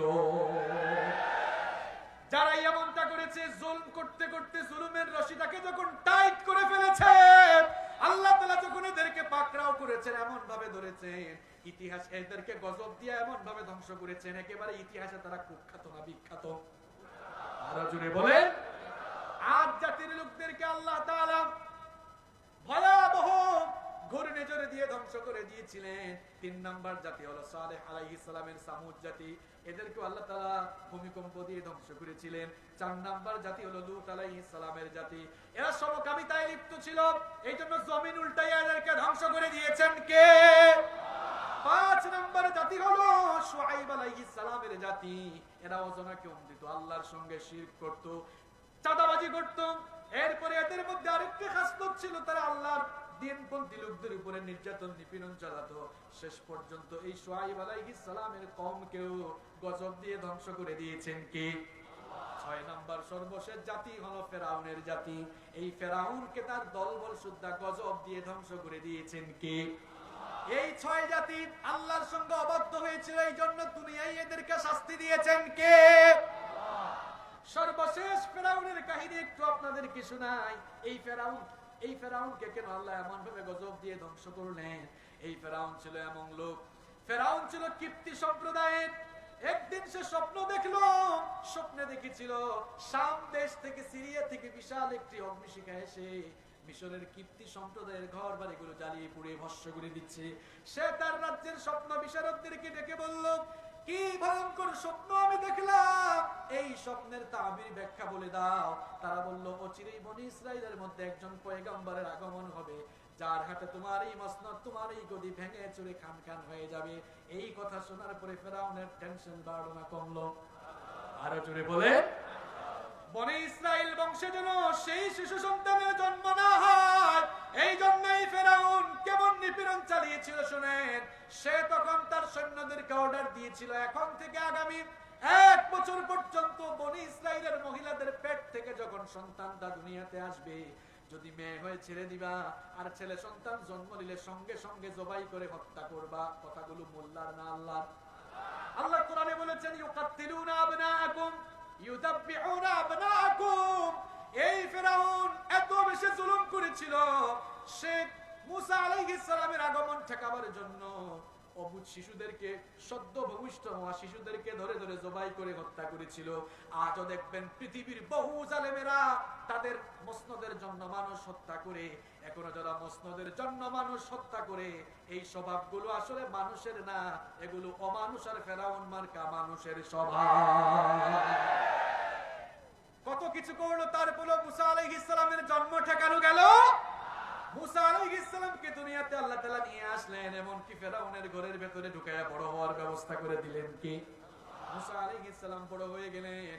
এরপরে ঘটনা অনেক লম্বা, শর্ট করে বলতেছি। তিনি সেখান থেকে মাদায়েনে হিজরত করে গিয়েছিলেন। মাদায়েন থেকে ফিরে আসার পথে তুর পাহাড়ে রব্বুল আলামিন তাকে নবুয়ত দিলেন। নবুয়ত দিয়ে বলেন, ইযহাব ইলা ফিরআউনা ইন্নাহু তাগা। মুসা, ফেরাউনের দরবারে যাও, সে অবাধ্য, আমার সঙ্গে সীমা লঙ্ঘন করেছে, তার কাছে আমার দিনে দাওয়াত নিয়ে যাও। মুসা আলাইহিস সালাম ফেরাউনের দরবারে দাওয়াত নিয়ে গেলেন। ফেরাউন দাওয়াত কবুল করে নাই, বরং উল্টো বলেছিল, আনা রাব্বুকুমুল আলা, তুমি আবার কোন রবের দাওয়াত দাও? আমি হচ্ছে সবচেয়ে বড় খোদা। আসলে সে খোদা না হুদা? আরো জোরে বলে। মুসা আলাইহিস সালাম দাওয়াত দিলেন, দাওয়াত কবুল করলো না। ফেরাউন বলল, খবরদার মুসা, আবার যদি তুমি তোমার এই রবের দাওয়াত দাও, আমি কিন্তু তোমাকে হত্যা করে ফেলবো, আমি তোমাকে জেলখানার ভেতরে ঢুকায় ফেলবো। আজও দেখবেন আল্লাহর দ্বীনের দাওয়াত দেওয়ার কারণে অনেকেই হামলা মামলা জেলের ভয় দেখায় আছে না নাই? এগুলো এই যুগের স্বভাব না, এগুলো সব ফেরাউনের স্বভাব, ঠিক কি না? মুসা আলাইহিস সালাম দাওয়াত দিলেন, এবার যারা ঈমান আনলো ফেরাউন তখন তাদেরকে ধরে ধরে এবার ডেকের মধ্যে তেল গরম করে তাদেরকে সেই গরম তেলের মধ্যে ফেলে দেওয়া শুরু করলো। সীমাহীন জুলুম নির্যাতন শুরু করলো। যারা ঈমান এনেছিল তাদের বাচ্চাগুলোকে ধরে ধরে জবাই করা শুরু করলো। কথাগুলো মোল্লার না আল্লাহর। আল্লাহ কোরআনে বলেছেন, আপনি বাড়িতে গিয়ে কোরআন খুলে দেখবেন, ওয়া ইদ নাজাইনাকুম মিন আলি ফিরআউনা ইয়াসুমুনাকুম সুআল আযাব ইউদাব্বিহুনা আবনাআকুম। কথা মোল্লার না আল্লাহর। আল্লাহ বলেছেন, স্মরণ করো ফেরাউনের জুলুমের কথা, যখন সে তার মসনদের জন্য ধরে ধরে অবুঝ শিশুগুলোকে জবাই করেছিল। এই কায়দায় সে জুলুম নির্যাতন চালিয়েছিল, কিন্তু এরপরেও কি ঈমানদারদেরকে সে আটকাতে পেরেছে নাকি? কারণ এরপরে এরকম নির্যাতন চালাতে চালাতে ইবাদতখানায় এবার হামলা চালানো শুরু করলো। মুসা নবী এতদিন সহ্য করেছেন, 20 বছর একটানা তিনি দাওয়াত দিয়েছেন, কোনোদিন বদদুয়া করেন নাই। ইবাদত গৃহে হামলা চালানোর কারণে মুসা আলাইহিস সালাম ফেরাউনের বিরুদ্ধে বদদুয়া করলেন। বলেন তো, নবী যদি কোনো উম্মতের জন্য বদদুয়া করেন, সেই পরিণাম কি শুভ হবে না অশুভ হবে? আরো জোরে বলেন। ফেরাউনের জন্য আবার অশুভ পরিমাণ নেমে আসলো, কিন্তু আমার আল্লাহ হচ্ছেন গফফার, আমার আল্লাহ হচ্ছেন ক্ষমাশীল, তিনি হচ্ছেন রহমান, তিনি হচ্ছেন রহিম, আমার আল্লাহ হচ্ছেন দয়াবান, তিনি হচ্ছেন করুণাময়। যতই বান্দা অবাধ্য হয়ে যাক না কেন, গোলামটা তো আল্লাহ। এই জন্য গোলামটাকে গজব দিয়ে ধ্বংস করার আগে আল্লাহ সুযোগ দেন কি দেন না? এই ফেরাউনকে আল্লাহ একটা দুইটা সুযোগ দেন নাই, তাকে তো শেষে লোহিত সাগরে ডুবাইয়া মেরেছেন। এর আগে আল্লাহ তাকে 7টা গজব দিয়ে 7 বার সুযোগ দিয়েছেন। কয়বার? আরো জোরে। 7 বার আল্লাহ তাকে সুযোগ দিয়েছিলেন। 1 নাম্বার, যখন সে এরকম নির্যাতন নিপীড়ন চালালো, মুসা আলাইহিস সালাম তো দোয়া করলেন, দোয়া কবুল করে নিলেন কি? 1 নাম্বার গজব আল্লাহ দিলেন। গোটা মিশরের মধ্যে এবার দুর্ভিক্ষ দেখা দিল, ফসলের ক্ষেতে দেখা গেল কোনো ফসল নাই। বলেন তো, ফসলটা আপনি ফলান নাকি আল্লাহ দান করেন? এগুলো কার হাতে? বৃষ্টি কি আপনার আমার হাতে না আল্লাহর হাতে? দেখা গেল গোটা মিশরে ফল ফসল হলো না, দুর্ভিক্ষ হয়ে গেল। ফেরাউন বুঝতে পারলো, বুঝছি এটা কার কেরামতি। মুসা আলাইহিস সালামকে ডেকে এনে বলল, মুসা, তোমার আল্লাহর কাছে দোয়া করো, তিনি যেন দুর্ভিক্ষ উঠায় আনেন। দুর্ভিক্ষ উঠায় নিলে কিন্তু আমরা সব ঈমানদার হয়ে যাব, ভালো মানুষ হয়ে যাব। মুসা আলাইহিস সালাম দোয়া করলেন, আল্লাহ তাআলা দুর্ভিক্ষ উঠায় নিলেন। আবারও ফসলের মাঠে ফসল চলে আসলো, চতুর্দিক সবুজ হয়ে গেল। এবার ফেরাউনের অবস্থা হলো যেই লাউ সেই, আবার আগের অবস্থায় তারা অবাধ্যতা শুরু করলো। মুসা আলাইহিস সালাম তো আগে থেকেই বদদুয়া করে রেখেছিলেন, এই জন্য গজবের পর গজব আসা শুরু হলো। যখন এরা কথা দিয়ে কথা রাখলো না, 2 নাম্বার গজব আসলো। এবার দেখা গেল যে ফসলগুলো হলো, বন্যার পানি চলে আসলো, বন্যার পানিতে সব ফসল নষ্ট হয়ে গেল। ফেরাউন বুঝতে পারলো এই গজবটাও এসেছে কার তরফ থেকে? মুসা নবীকে ডেকে বলল, মুসা, তোমার রবকে বলো তিনি যেন গজবটা তুলে নেন। এবার কিন্তু আমরা ভালো হয়ে আর আগের মতো বেঈমানি করব। মুসা আলাইহিস সালাম দোয়া করলেন, বন্যা চলে গেল। আবারও দেখা গেল ফসলের মাঠে ফসল ফললো, চতুর্দিক সমারোহ হয়ে গেল, চতুর্দিক সবুজ শ্যামল হয়ে গেল। কিন্তু ফেরাউন আর তার সাঙ্গপাঙ্গদের স্বভাব যেই লাউ সেই কদুর মতো থেকে গেল। আবারও তারা অবাধ্যতা শুরু করলো। 3 নাম্বার গজব আল্লাহ পাঠালেন, পঙ্গপালের গজব। দেখেন 7টা গজবের কথা মনে রাখবেন। 1 নাম্বার দুর্ভিক্ষ, 2 নাম্বার বন্যা, 3 নাম্বার পঙ্গপাল। মনে থাকবে? পঙ্গপাল এসে সব ফসল শেষ করে ফেললো, এমনকি তাদের ঘর বাড়িতে আসবাবপত্র গুলো খাওয়া শুরু করলো। ফেরাউনের বাচ্চা ফেরাউন। আপনারা বলবেন, হুজুর ফেরাউনের বাচ্চা ফেরাউন কেন বললেন? ফেরাউনের ঘরে কি ভালো মানুষ হয় না ফেরাউন হয়? সেই সময় মিশর যারা শাসন করতো, শাসকদের উপাধি ছিল ফেরাউন। ফেরাউনের ঘরে হয় ফেরাউন। ফেরাউনের ঘরের ফেরাউন বলল, মুসা, তোমার রবকে বলো পঙ্গপালের গজব যেন তিনি উঠিয়ে নেন। মুসা আলাইহিস সালাম দোয়া করলেন, গজব উঠিয়ে নিলেন কে? কিন্তু ফেরাউনদের স্বভাব দেখা গেল যেই লাউ সেই কদুর মতো থেকে গেল। এই গজব দেওয়ার পরেও তারা সাবধান হলো না। আমার আল্লাহ কত ছাড় দিয়েছেন দেখেন। আল্লাহ কিন্তু জালেমদেরকে ছাড় দেন, ছাড় দেন, ছাড় দেন। যখন একেবারে ধরেন তখন কিন্তু আর রেহাই দেন। আমার আল্লাহ ছাড় দেয় কিন্তু ছেড়ে। দেখেন আল্লাহ কেমনে ধরতেছে ফেরাউনকে, আস্তে আস্তে এই কিচ্ছাগুলো কি আমি আপনাকে এমনি এমনি শোনাচ্ছি না, কোরআন থেকে শোনাচ্ছি। 4 নম্বর গজব আসলো উকুনের গজব। কিসের গজব? আরো জোরে। গাজীপুরে উকুনকে কি বলে? মাথার মধ্যে কি হয়? চুলে। এখন দেখা গেল সেই লাউ সেই কত অবস্থা, যখন সবগুলার শরীরের মধ্যে উকুনের কামড়া কামড়ি। এবার ফেরাউন কোথায়? এত কামড়া কামড়ি, এত কামড়া কামড়ি। মুসা তোমার রবকে বলে এই গজব যেন তিনি তাড়াতাড়ি উঠান, আর কামড়া কামড়ি ভালো লাগে। গজব উঠিয়ে নিলেন কে? ফেরাউন যখন এই গজব থেকে পরিত্রাণ পেল, আবার সবাধ্যতা শুরু করলো। রব্বুল আলামিন 5 নম্বর ব্যাঙের গজব নাজিল করলেন। কিসের গজব? আরো জোরে।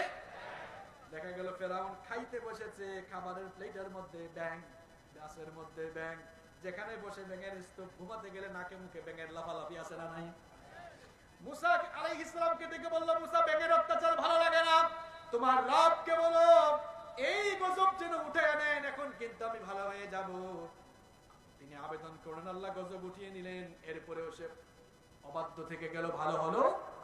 6 নম্বর গজব আল্লাহ পাঠালেন, রক্তের গজব। কিসের গজব? গ্লাসে পানি নেই, পানি রক্ত হয়ে যায়। খাবারের পাত্রে তরি তরকারি যাই থাকে তা রক্ত হয়ে যায়। নীল নদের পানিগুলো রক্তের মতো লাল হয়ে গেল। চতুর্দিকে যেমন আল্লাহর তরফ থেকেই গজব আসলো। ফেরাউন মুসা নবীকে ডেকে বলল, মুসা আল্লাহর কাছে দোয়া করে তিনি যেন গজব তুলে নেন।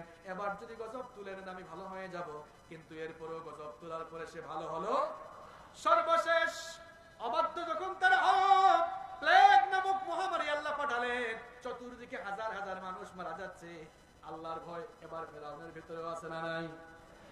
দেখবেন আমাদের চারপাশে অনেক মানুষ আছে সারাক্ষণ আল্লাহর দ্বীনের বিরুদ্ধে দাঁড়ালো। দেখবেন করোনা ভাইরাস আসার পরে কিন্তু টুপি টাপি ধরছিল, আছে না নাই? আল্লাহর ভয় ঢুকছিল, ভয় ঢুকতে ঢুকতে এমন ভয়, আরে বাবা পিপি মাস্ক, মশারির মতো আরেকটা কি জারে লাগায়, হেলমেটের মতো আরেকটা কি জারে লাগাইছে, দেখলে মনে হয় যেন নাসা থেকে মহাকাশ, আছে না নাই? এই যে ভাইরাস, এই যে গজব, এগুলো আসে কার তরফ থেকে? আরো জোরে বলেন।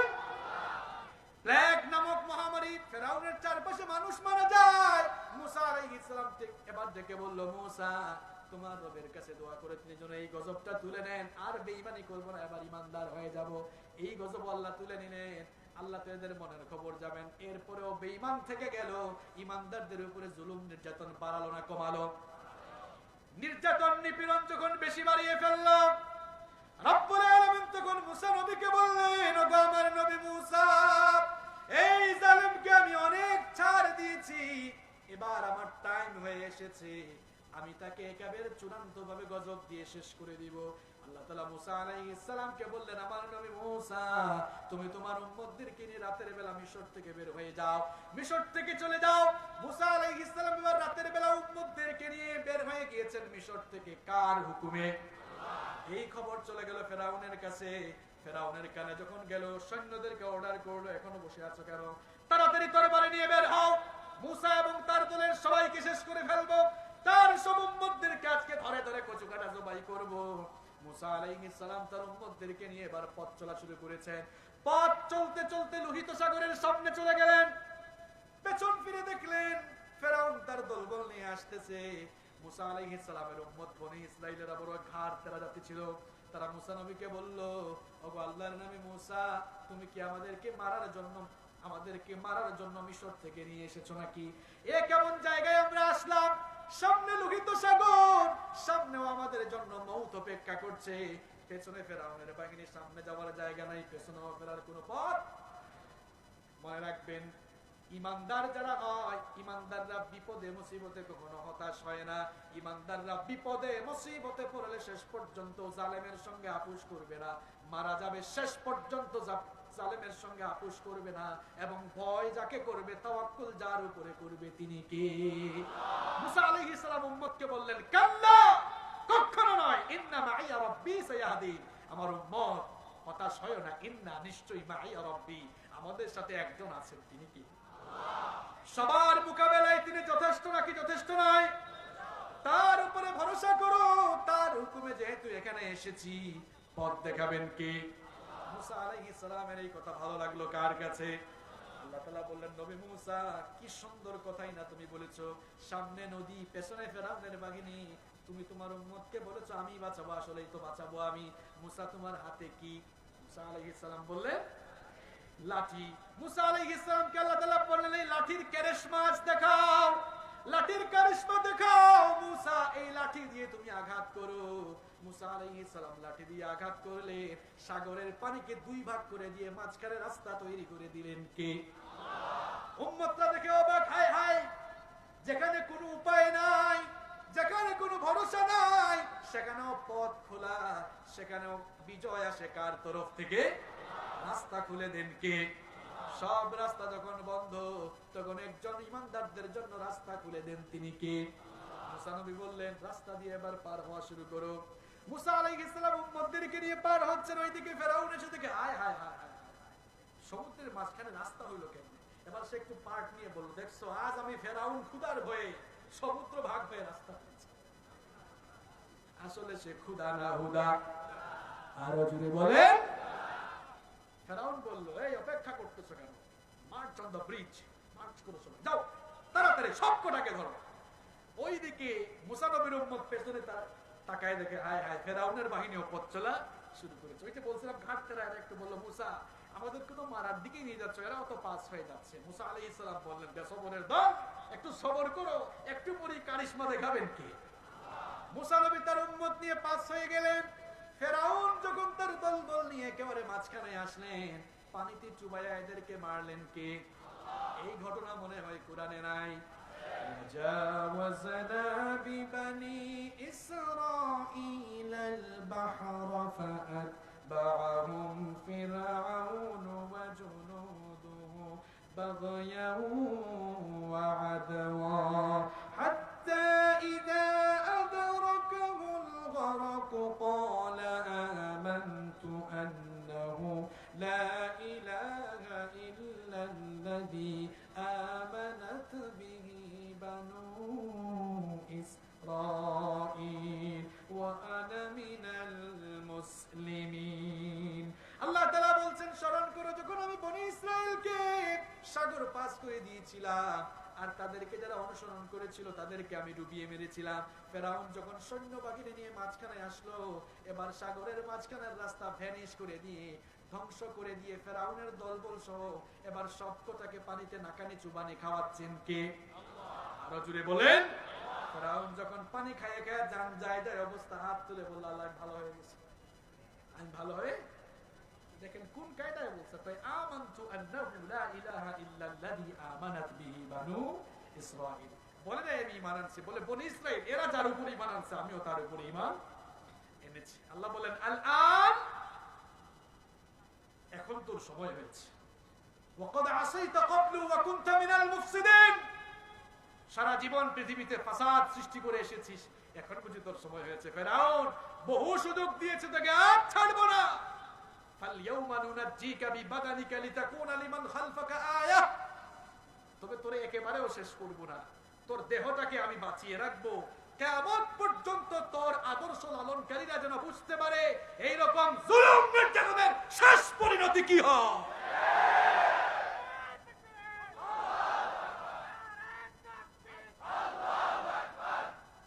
আমার ভাইয়েরা, ফেরাউনের এই কাহিনী ইউটিউবে দেখবেন, মুসা আলাইহিস সালামের জাতির কাহিনী, প্রায় আমি 6 জুমা বিস্তারিত বনি ইসরাঈলের ব্যাপারে কোরআনে 532টা আয়াত আছে। সুবহানাল্লাহ। আমি 532টা আয়াত খুঁজে খুঁজে বের করেছি। এরপরে আমি প্রায় 10 ঘন্টার উপরে বনি ইসরাঈল নিয়ে আলোচনা করেছি, তাদের আগাগোড়া ইতিহাস আমি সেখানে বলেছি। সুযোগ থাকলে আপনারা শুনে নেবেন ইনশাআল্লাহ। কি ওই আয়াত কি আছে কোরআনে? ফালইয়াউমা নুনাজ্জিকা বিবাদানিকা লিতাকুনা লিমান খালফাকা। আপনি বাড়িতে গিয়ে আল্লাহর কোরআন খুলে কোরআনের 10 নম্বর সূরা, সূরা ইউনূসের 92 নম্বর আয়াত খুলে দেখবেন। 92 নম্বর আয়াতের শেষে আল্লাহ বলেছেন, তোরে একবারে শেষ করব না, তোর দেহটাকে বাঁচিয়ে রাখবো। এই জন্য বাঁচিয়ে রাখবো, আল্লাহর দ্বীনের বিরুদ্ধে দাঁড়িয়ে যারা আল্লাহর দ্বীনের বিরুদ্ধে কথা বলে কার্যক্রম চালায়, এরকম জুলুম করতে করতে শেষ পরিণতিতে কি হয় এটার থেকে যারা শিক্ষা নিতে পারে, এই জন্য তোকে আমি দুনিয়ার জালেমদের জন্য নিদর্শন বানিয়ে রাখলাম।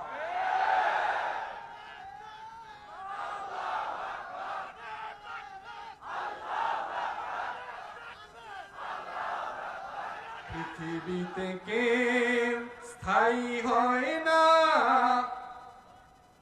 কি ভুল বলেছি? পৃথিবীতে কেউ স্থায়ী হয় না, হোক না সে ফেরাউন কি বা নমরুদ, কেউ ভবে চিরকাল রয় না, কেউ ভবে চিরকাল রয় না। কেউ থাকবে? ফেরাউন শেষ তক ছিল না, মৃত্যু তাকেও ছেড়ে দিল না। ফেরাউন শেষ তক ছিল না, মৃত্যু তাকেও ছেড়ে দিল না। সব রাজা মহারাজা আর মহাবীর কাউকে সে কোনদিন ছেড়ে দেয় না। পৃথিবীতে কেউ স্থায়ী হয় না, হোক না সে ফেরাউন কি বা নমরুদ, কেউ ভবে চিরকাল রয় না, কেউ ভবে চিরকাল রয় না। নীল নদ আজও আছে থাকবে, সত্যকে চিরদিন ডাকবে। নীল নদ আজও আছে থাকবে, সত্যকে চিরদিন ডাকবে। ডেকে ডেকে বলে যাবে দিন ও রাত, কেউ যেন ফেরাউন হয় না। পৃথিবীতে কেউ স্থায়ী হয় না, হোক না সে ফেরাউন কি বা নমরুদ, কেউ ভবে চিরকাল রয় না, কেউ ভবে চিরকাল রয় না। ঠিক কি না? আমাদের কোনো স্ট্যাবিলিটি নেই। এই চেয়ারে আমি আছি আর আধা ঘন্টা পরে থাকবো না, আমি চলে যাব। এমনি ভাবে দুনিয়ায় আমাদের অবস্থানকালীন সময়টাও এমন, যেভাবে আমি চেয়ারে বসেছি কিছুক্ষণ পর চলে যাব। আমি আপনি এত বাহাদুরি করি, এত বড়াই করি, কখন যে চলে যাব নিজেরাও জানি না। ঠিক কি না? কিসের বড়াই এত? আপনার বিকাল হবে কিনা, সকাল হবে কিনা আপনি নিজেও জানেন। এজন্য আমরা ভয় করবো কাকে? তাহলে পৃথিবীর 6টি জাতিকে আল্লাহ জুলুমের কারণে গজব দিয়ে ধ্বংস করেছেন। এই 6টি জাতির কাহিনী কোরআনে যিনি বর্ণনা করেছেন আমাদের হেদায়াত নেবার জন্য, তিনি কে? মানুষের উপরে বিপদ মুসিবত গজব আসার কারণ আরো জুড়ে বলছি কয়টা? বাকি 4টা খুব সংক্ষেপে, 15-20 মিনিট থাকা যাবে না ইনশাআল্লাহ।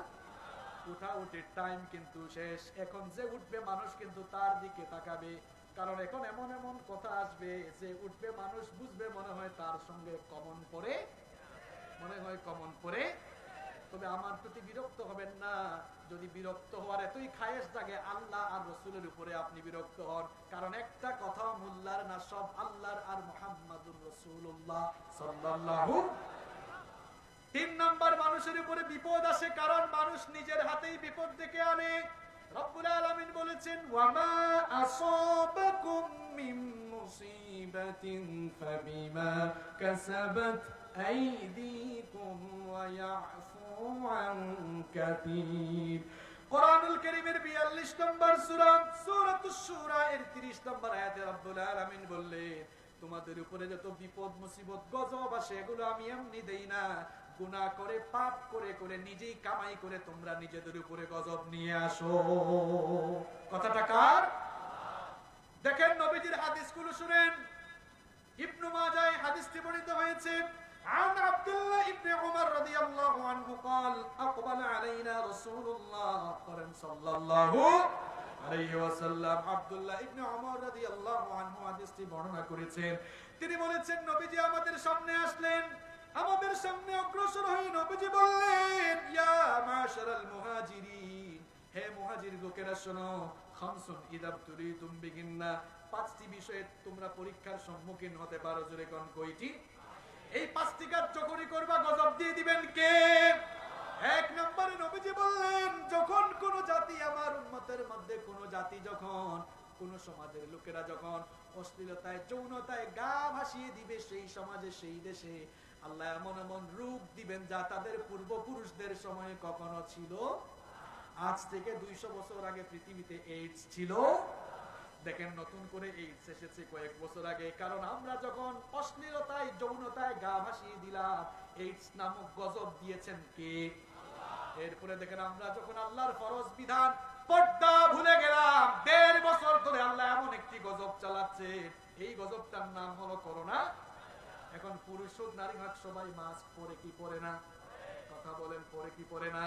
করোনা ভাইরাস থেকে বাঁচার জন্য মাস্ক পরতে পারে, আরে আল্লাহর জাহান্নামের আযাব থেকে বাঁচার জন্য কি আপনি নিকাব পরতে পারেন না? সমাজে এরকম বহু রোগ আছে, এগুলো 200 বছর আগে ছিল না। নবীজির একটা কথা মিথ্যা হতে পারে না, পারে না, পারে। আমার আপনার কথা মিথ্যা হতে পারে, নবীজির কথা কখনো মিথ্যা হতে পারে? 1 নাম্বার, নবীজি বললেন যখন যৌনতায় অশ্লীলতায় গা ভাসিয়ে দিবা, এমন এমন রোগ আসবে বিজ্ঞানীরাও ভেরিয়েন্ট আবিষ্কার করতে পারবে না, লক্ষণ আবিষ্কার করতে পারবে না, গজবগুলো আসবে কার তরফ থেকে?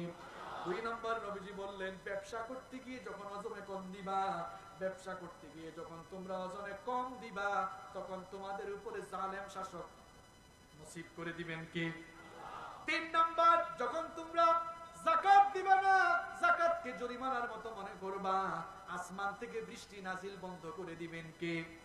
বৃষ্টি দেওয়ার মালিক আপনি, আমি না, আল্লাহ। বৃষ্টি এখন আগের চেয়ে কমেছে না বেড়েছে? কারণ যাকাত আমরা বন্ধ করে দিয়ে। এরপরে 4 নম্বর, নবীজি বলেছেন যখন লোকেরা আল্লাহ এবং রাসূলের বিরুদ্ধাচরণ শুরু করবে, আল্লাহ এবং রাসূলের সঙ্গে অঙ্গীকার ভঙ্গ করবে, তখন আল্লাহ তাআলা তাদের উপরে গজব দান করবেন। 5 নম্বর হচ্ছে লোকেরা যখন, আমি সময়ের অভাবে কিন্তু আরবি টেক্সট যেটাকে হাদিসের ভাষা আরবি যেটা আছে হাদিসের মূল কথাকে মতন বলা হয়, আরবি টেক্সটটা বলছি না, কিন্তু 5 নম্বরটা আরবি টেক্সটও বলছি, কারণ লোকেরা মনে করতে পারে হুজুর বানায় বানায় বলে নাকি। আল্লাহর কসম, কোরআনের মাহফিলে আমরা বানিয়ে কথা বলি না, আমরা মানুষদেরকে আল্লাহ আর রাসূলের দিকে আহ্বান করি। রব্বুল, এবার দেখেন নবীজি বলছেন 5 নাম্বার হলো ওয়ামা লাম তাহকুম আইম্মাতুহুম বিকিতাবিল্লাহি ওয়া ইয়াতাখায়য়ারু মিম্মা আনজালাল্লাহু ইল্লা জাআলাল্লাহু বাকসাহুম বাইনাহুম। নবীজি বলেছেন যখন লোকেরা আল্লাহর কিতাবের আইন বর্জন করে নিজেদের বানানো আইন দিয়ে বিচার ফয়সালা শুরু করবে, তখন সেই সমাজে সন্ত্রাস, ফিতনা, ফাসাদ যতই তারা কমানোর চেষ্টা করবে ততই আরো বাড়তে থাকবে। আমার পুলিশের ভাইরা এই দেশে শৃঙ্খলা রক্ষার জন্য এত কষ্ট করেন, তাদের অবদান আমরা ভুলতে পারবো? এত ব্যস্ততার মধ্যে মাহফিলের গ্যাদারিং, এই মাহফিলটা যেন সুন্দর হয়, আমাদের পুলিশের ভাইরা সহযোগিতা করছে, ঠিক কিনা?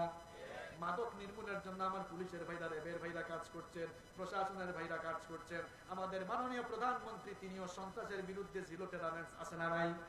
সরকার এত কষ্ট করছেন, প্রশাসনও কষ্ট করছেন, কিন্তু যদি আল্লাহর কিতাব দিয়ে আমরা বিচার ফয়সালা শুরু করে দেই, তাহলে দেখবেন এই সন্ত্রাসবাদ সবকিছু নির্মূল হয়ে যাবে কার রহমতে?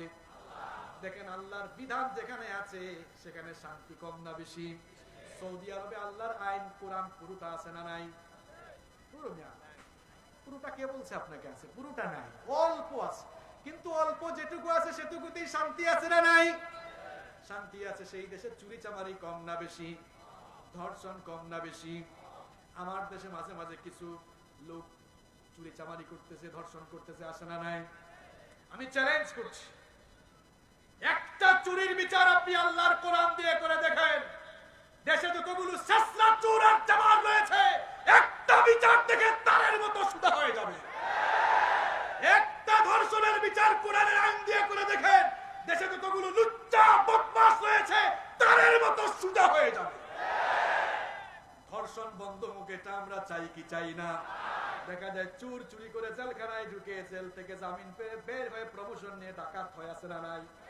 ইন্ডিপেন্ডেন্ট টেলিভিশনে গত সপ্তাহে দেখলাম 2003 সালে এক মডেল মারা গিয়েছে, 21 সালেও মামলার রায় হয়। আল্লাহর কিতাব দিয়ে আপনি ফয়সালা করে দেখেন, ধর্ষক যখনই ধর্ষণ করবে, ধর্ষণের বিচার কোরআন দিয়ে করে দেখেন, যতগুলো লুচ্চা বদমাশ রয়েছে একটা বিচার দেখেই জনমের মতো সুদা হয়ে যাবে।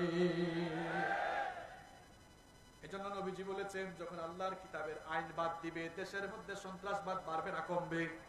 রাহাজানি বিশৃঙ্খলা বাড়বে না কমবে? আপনি নবীজির কথাগুলো নিজে নিজে মিলায় দেখবেন, নবীজির কথা সত্য নাকি মিথ্যা? আরো জুড়ে বলেন। এরপরে নবীজি বলেছেন আরো কিছু কাজ আছে, যেই কাজগুলো আমার উম্মত করলে তাদের উপরে গজব আসবে, দুঃখ মুসিবত আসবে। এক নম্বরে নবীজি বললেন, ইদা কানাল মাগনামু দুলা, যখন লোকেরা রাষ্ট্রের সম্পদকে নিজের সম্পদ মনে করে ভোগ করবে, আছে না নাই?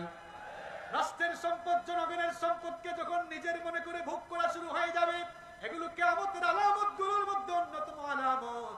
আরে দেখেন ওমর ইবনুল খাত্তাব রাদিয়াল্লাহু আনহু, তিনি কি ছোটখাটো কোনো ভূখণ্ডের শাসনকর্তা ছিলেন নাকি অর্ধ পৃথিবীর শাসনকর্তা ছিলেন? আরো জোরে বলেন।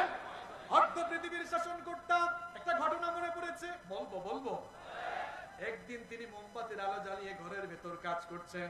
বলেন তো সেই যুগে কি এমন ইলেকট্রিক্যাল লাইট ছিল নাকি? আরো জোরে।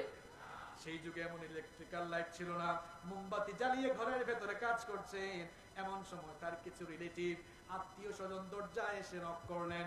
বললেন, ভেতরে আসবো নাকি? আমিরুল মুমিনিন ওমর ইবনুল খাত্তাব রাদিয়াল্লাহু আনহু তাদেরকে বললেন, দরজায় দাঁড়িয়ে থাকো, ভেতরে আসবা না। এদেরকে দরজায় দাঁড়িয়ে রেখে এবার তিনি সামনে থাকা মোমবাতির আগুনে ফু দিয়ে আগুনটা নিভিয়ে দিলেন। নতুন আরেকটি মোমবাতিতে আগুন ধরালেন। এরপরে বললেন, এবার তোমরা ভেতরে আসো। এরা ভেতরে ঢোকার পর কিউরিসিটি, কৌতূহল চেপে রাখতে না পেরে জিজ্ঞেস করলো, আমিরুল মুমিনিন, আপনার সামনেই তো মোমবাতিতে আগুন ছিল, নতুন আরেকটি মোমবাতিতে আগুন ধরালেন কেন?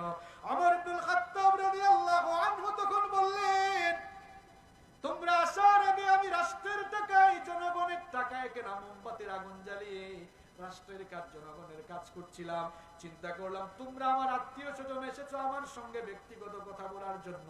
চিন্তা করে দেখলাম রাষ্ট্রের টাকায়, জনগণের টাকায় কেনা মোমবাতির আলো জ্বালিয়ে ব্যক্তিগত কথা বললে রাষ্ট্রের, জনগণের আমানতের খেয়ানত নষ্ট হবে, আল্লাহর কাছে জবাব দিতে হবে। এই ভয়ে আমি রাষ্ট্রের টাকায়, জনগণের টাকায় কেনা মোমবাতির আগুন ফু দিয়ে নিভিয়ে দিয়ে নিজের টাকায় কেনা মোমবাতির আগুন আলো জ্বালিয়ে তোমাদের সঙ্গে কথা বলছি। আল্লাহু আকবার, আল্লাহু আকবার।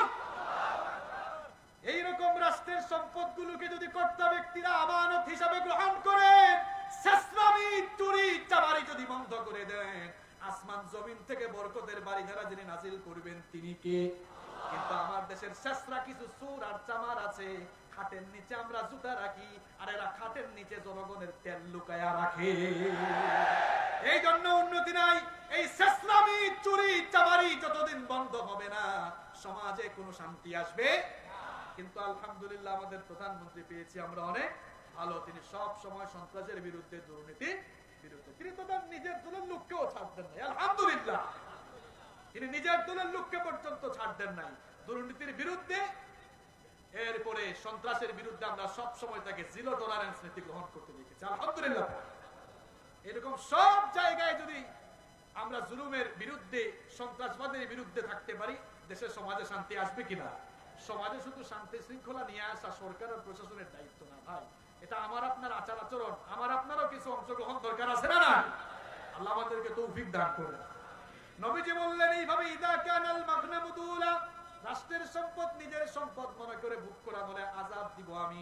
দুই নাম্বার হলো যাকাতু মাগরামা, যখন লোকেরা ওয়াল আমানাতু মাগনামা, আমানতের খেয়ানত করবে, তখন গজব আসবে কার তরফ থেকে?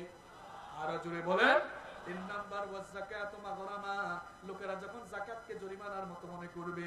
চার নাম্বার ওয়া আতাআর রাজুলু যাওজাতুহু ওয়া আক্কা উম্মাহু, লোকেরা যখন মায়ের আনুগত্য বাদ দিয়ে স্ত্রীর বেশি বেশি কথা শুনবে আর মাকে গালিগালাজ করবে, গজব দিবেন কে? বউয়ের কথা বেশি শুনে মাকে দেখতে পারে না, এরকম মানুষ গাজীপুরে নাই? এরা কি ভালো সন্তান নাকি? সুসন্তান না কুসন্তান? আল্লাহ হেদায়েত দান করুন। এরপরে নবীজি আরো কয়েকটি কথা বললেন। তিনি বললেন, ওয়াকানা সাইমুল কওমি আরদানুহুম, যখন নিকৃষ্ট লোকেরা সমাজের নেতৃত্ব গ্রহণ করবে, এগুলো কিয়ামতের একদিকে আলামত, অন্যদিকে এগুলো গজব আসার আলামত। গজব আসার, নিকৃষ্ট লোকেরা দায়িত্ব গ্রহণ করে ফেলবে। আপনার গাজীপুরে যে মসজিদগুলো রয়েছে, একজন ইমাম সাহেব নিয়োগ করবেন তেলাওয়াত সহিনা, তাকে কি আপনারা ইমাম হিসাবে রাখবেন কিনা? আরো জোরে। ক্ষুধা লাগছে, ক্লান্ত, তাহলে বলেন তেলাওয়াত শুদ্ধ এমন লোককে ইমাম বানাবেন কিনা? লোকটার বউ পর্দা করে না, তাকে ইমাম হিসাবে রাখবেন কিনা? দাওরায়ে হাদিস পাস করে নাই, কামিল পাস করে নাই, ইমাম হিসাবে রাখবেন কিনা? আরে ভাই 200, 400, 500, 700, 800, 1,500 মানুষের ইমাম বানানোর জন্য ইন্টারভিউতে এত কিছু দেখেন। আর যখন আপনি আপনার সমাজের জন্য একজন ইমাম বানান, সেই সমাজের ইমামটা শেষরা চোর চামার কিনা, মাদক সন্ত্রাসের সাথে লিপ্ত কিনা, এটা আপনি দেখেন না বলে জাতির ঘাট থেকে দুঃখ দুর্দশার বোঝা নেমে কমতেছে না। এই জন্য নবীজি বলেছেন এই কাজ করলে গজব আসবে।